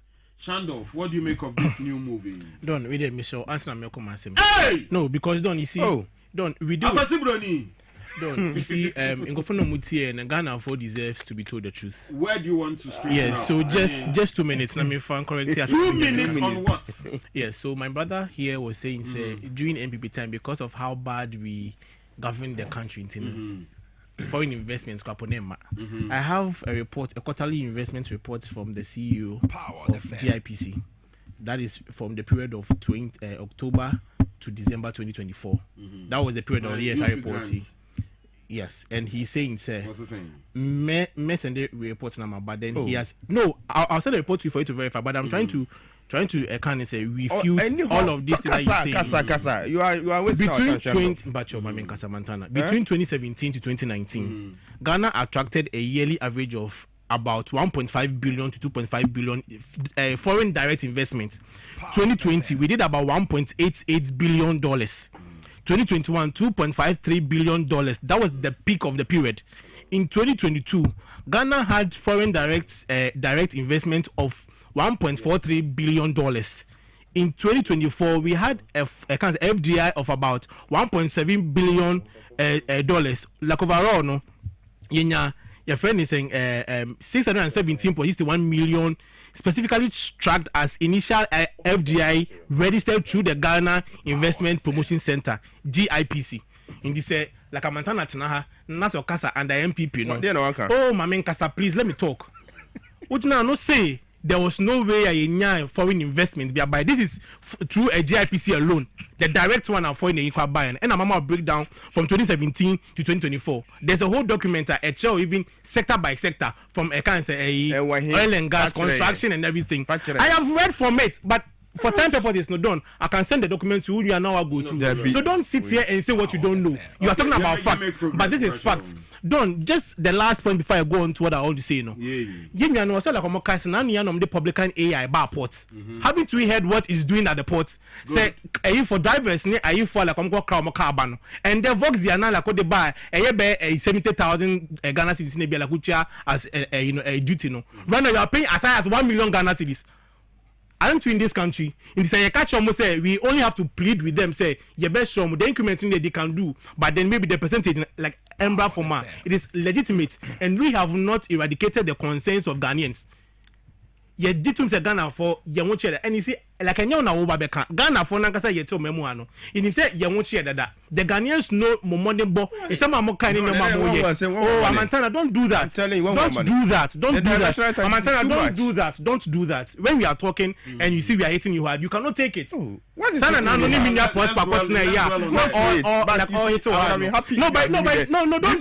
Don't do that. Amantana, don't do that. Before he goes to the I have given you reasons why the Ghanaian people are going through this hardship. No, but Malintia said, so it's now saying that's what I'm trying. I'll prove to him. Don't do this. So you see, I'll give you time when you have your time. No, let's deal with this one. We dwell so much on it and we'll not have time. 2 minutes now. So where's your reaction coming again? Don't you see? You are not being fair. It is my time. Don't, I am a time. Until I come and kasa. When he gets to his time, like he can choose to rebut. Like I don't care. I use my time 10 minutes. Me move 3 minutes back. So I mean, use the next 7 minutes. See, I salute the leadership of Yura like a Fenyomark and any leaders of parliament. You know, done. Yes, it's like a semba. Ye say Dennis. But now no asem. Then I can say yenko track it back. Yenko bisa say then buy. yen na to memu wa LGBT ade ba ko a ehia Ghana ni bia especially don yen mebuni ya our future is ahead of us. It is a day of national concern. Religious like organizations are talking about it. We have your friend the CSUs are talking about it. Ghana funka say then you can't want them. So these are matters that you can say ye dear politics. But yet to memu hana you know some George like honorable a friend say like a sponsor a private members bill. I can't say ye was say then ye bomb as on mine. Na ye yensa like a mrasia a be prohibit people from what like engaging in that particular act. Now, Obekaya Parliament a year or more considerations near the DBB no. There were so many things so more. In fact, including your leader of parliament and the minority leader. I can say, oh, in as much as we believe that friends or say you're coming to a place where we wouldn't want to see this act going on. No. Your clauses in your mobile could be on or say yes, I shemubium. Na yedimujuma. Yenuanum NDC for anjantum omo boyechi Emma Sam George Kabuka say yera nanado die ono na the air sponsors again your man ekoso no na se ka ono kwa dianka on pese Ghana for ebe ye mrade tia sa again lesbian in semi okomu ya. He said it on several occasions. I have about 4 videos here. So what me kwa me send them mobile boy ATF na no mutun. That was what Sam George said. So Edin kind young I can say Bill Nantiman could drew I can say Jubilees Amayera president like Ansani. One can say Richard Sky at the court say yes there are certain things going on. He feels that the Supreme Court needs to make a determination on that. And into the president Nanado like Intiman Sani Sabiono. NEC for catcher said the bill got to Nanado say on signing and we're just hiding behind that. Now you are President Mahama. Eba be muya like obejina like when he was meeting the clerk. Oh mamin kasa mamin kasa. Don't I'm saying. So see, why will you see like it is not being fair on to me when I'm making my point and you want to come in. The president himself did come to say the matter is before court. No, so maybe let me just say court clear honor, then he'll be ready. Don, when we were making that assertion, the NDC said it is not true. Now it got to the kind of Flagstaff House, and I said the Jubilee House. Then now you have President Mahama Ba be Mosha clergy, and all catcher say indeed the bill never got to the table of the president. If indeed Nakeya, he would have been able to see it right now, like so that point has been justified. But on NDC for capitalizing on that.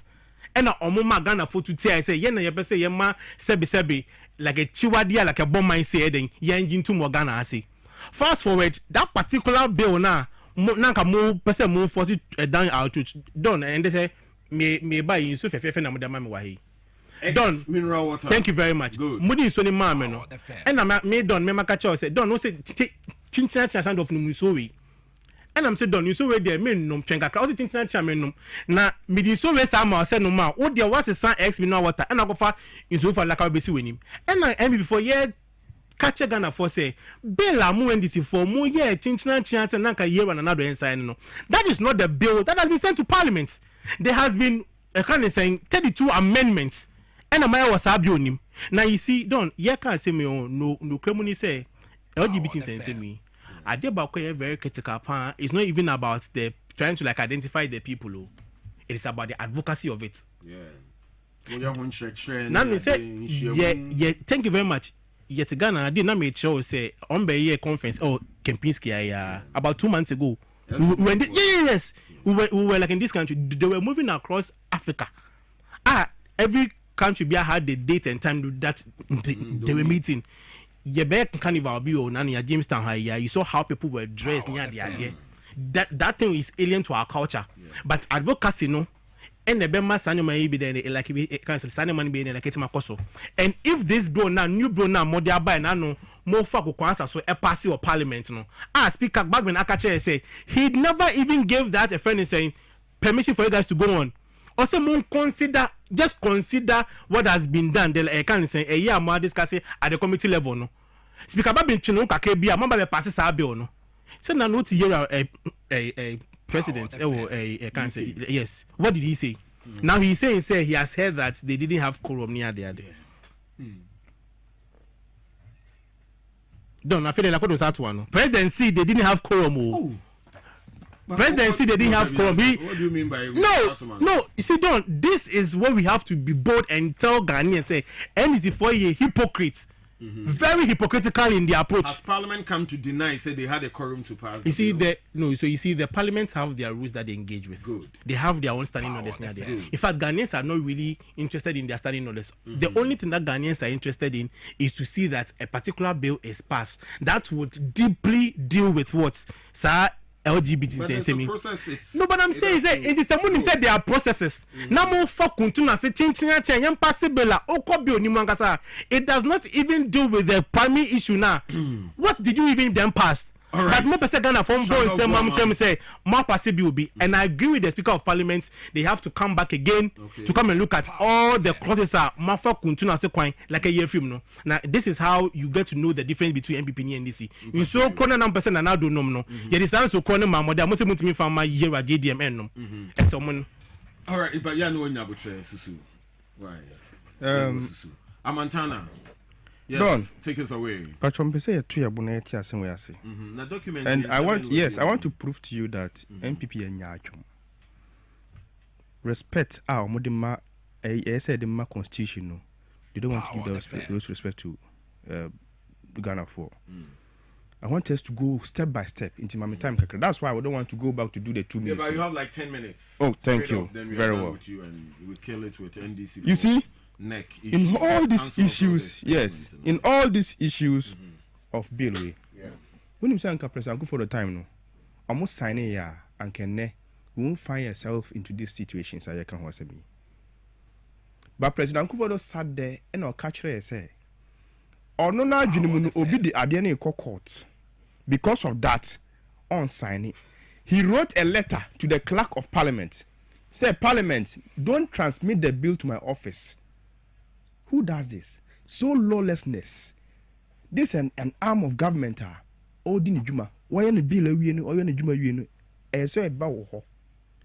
Look, the president has an alternative.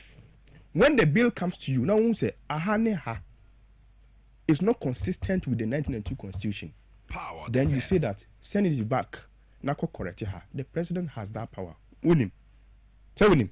It's in our laws. So President Akufo-Addo could let it come. So that he will read through and tell us that, oh, ahaneha inti onti me assent to the bill. But he said the bill shouldn't come to his office at all. Now, another thing is that Yebisa will say, how did you get to know that the bill contained certain things? Almost bill now on kono bill now and transcend on kono.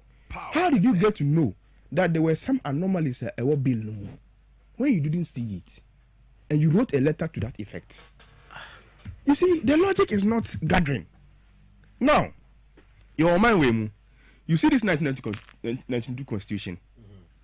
If you go to Article 2, Clause B of this 1992 constitution, it tells you that any omission, and I say any act or omission has to be consistent with this 1992 constitution.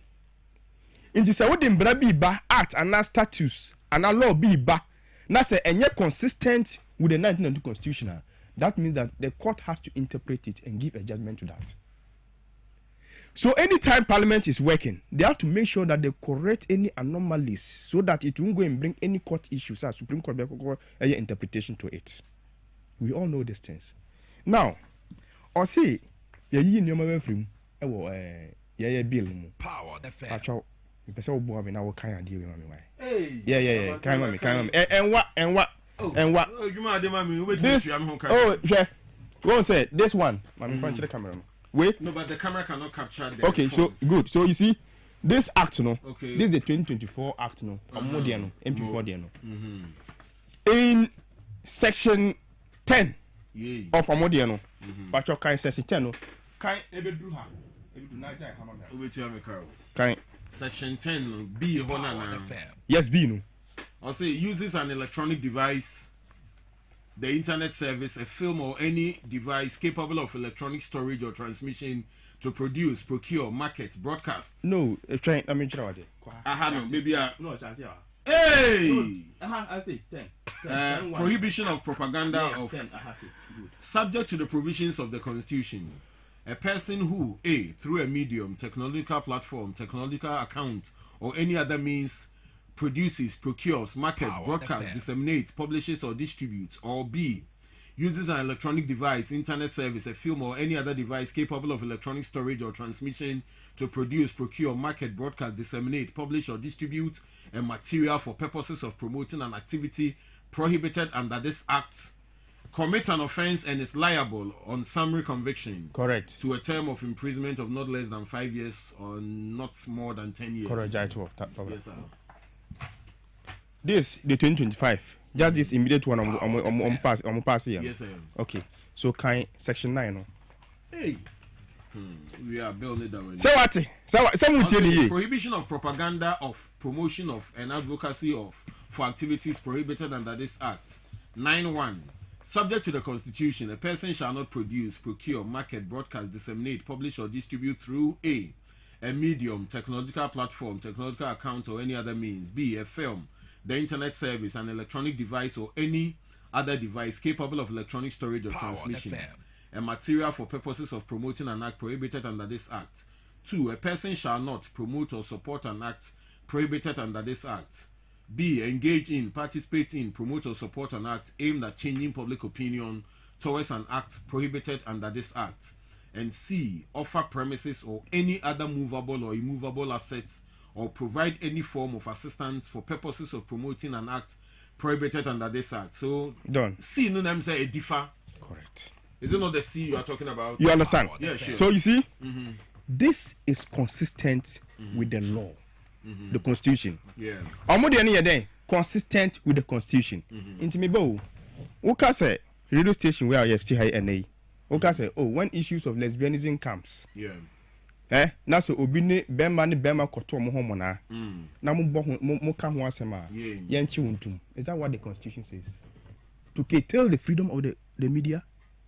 That is what MPP is saying. He say, my radio station be say eba one sema. Say everyone say bema ni bema bi koto mo homo na oba bi na oba bi koto mo na. Na say nipa bi ni aboa bi ko ye kana na sembia. My radio station no enka ho asem. And I'm bitter say, okay, I'm Robin. I'm Robin. Is it not a crime in this country? Inti I'm Robin, mon ka ho asem. And I say rape. Mon ka ho asem on media station. Any crime. But obi achi wotum. We are saying, please, I'm not talking to you. No. Please. Mpacho. Inti when you know, you want to curtail certain things that a war constitution more nipa no the right. So obetimi ayeno. Mostly you want to curtail all those. So media shouldn't talk about it again. And the Arabs, my media can't want them be me. Rape, my media can't want them. Any criminal activity, my media can't want them be. Now you also come to issues of doctor. You say that say obi a lesbian or a gay. Yeah. Now us call ayar sabia say or even counseling. Yeah. Say on jaya na say man in jaya. And no, once the doctor no obe attending to sani bakrono yenchin. Which law says that? Now, is that even consistent with the law, with the 1992 Constitution? Secondly, you say that lawyer-client relationship. In the lawyer be, in fact, say yechi obi say oh yes I your money bia. You have go to prison straight. Which law says that? Meanwhile, you agree with me that Article 14 of our national constitution tells us that you have the right to a lawyer. That's the consistency with the 1992 constitution. No? You said that right should be curtailed until lawyer no call ADOBia say yanko court na yanka kwa asema in this lawyer no yanchi go to. So what's your final rap? I'm coming. We should prosecute the person. I'm coming. Now you said that lecturer. Say lecturer koye your friend saying research. That's ordinary finding bar out pacho. Ordinary find out research and finding the bar out. Not publish ya. Munchinutum. People do research about raping in this country. They do research about armed robbery in this country. All right. It's not consistent. Now, lastly. About the media, no. So ukaka assembly, who media no, ukaka assembly. Almost entum because you have gone to talk about issues of lesbianism or those things. Now, you are saying that in your be friend mama kind that when somebody transmits with an intention that or propagate issues of lesbianism and gayism, then you are liable for what? prosecution. In accordance, no, me pacho. In accordance with the 1992 Constitution. And now you see, the preamble of it is that subject to the 1992 Constitution. I want you to know. Don't show me. I want you to know. Subject to the 1992 Constitution. I want you to know 2024. Yeah, they are not almost saying. Subject to the 1992 Constitution. Same. All right. You see, now I'll say, Pacho. Then just the last point. Last point. I'll say quorum. Okay, quorum was him. Okay, let him land it. I'll say quorum was him. You see, seconds. So what's your point? Our laws in this country, tells us that if there's a decision in Parliament, and even the Parliament, now say Obia and receive issues of quorum. So the corner or more personal is duly passed. All right. Even if they don't form quorum, if they don't form quorum, and I'm say no member of the Parliament. The president can one can you. Thank you. No, T. The president can one can T. Man can you. Oh, Pacho. Don't one team. I won't tear here. Na minti any. Tear here. Even if there are issues, all right. Any quorum in some. Quorum saying not member of Parliament now can then it is duly what passed. Right. But here's the case. They have raised issues of quorum. One to say, you are paying MP or yes, Sophie. In team for job. And they still went ahead. Oh, Pacho. Right, see now, we are looking for 15 minutes. No, he took. Oh, Pacho, he took most of the time. He took most of the time. So what else do you want to say? I want to tell you that. Look, the same Constitution. In Article 102 of the Constitution and 104 of the Constitution, they tell us that how quorum has been quorum for voting, quorum to do business in Parliament, and they're all stated. Now, procedure issues. Procedure issues. I'm not saying he now say procedure issues. Say the SL. Now the level is from me, but don't. One man can say, you see, don't.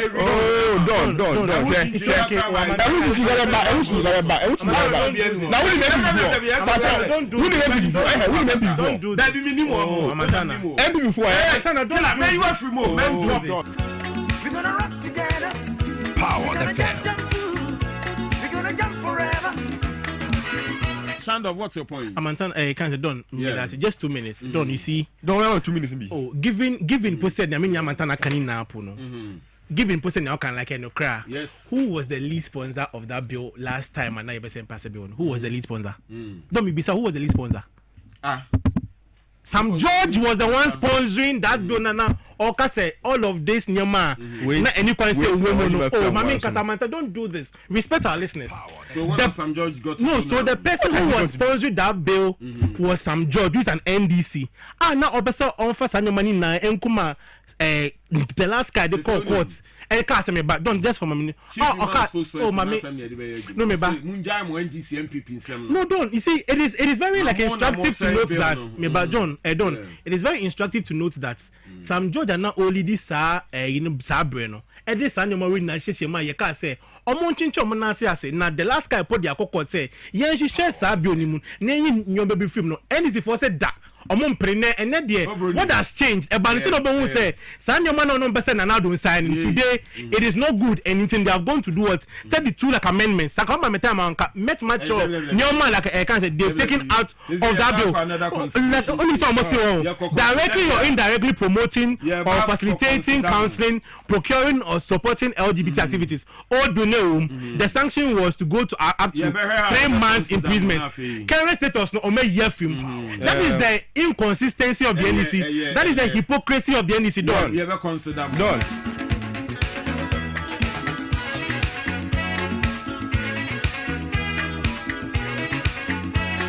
One and 2 minutes. I don't know boom me. The patch 1 and 2 minutes. Okay, so what's 1 and 2 minutes? Good. I'm not blaming him. Don't as empower like you see, I'm not blaming him because he's failing to report LGBT issues. At this point in time, he was supposed to be fined up to 1,000 penalty. At this point, he wants to just and it has been amended.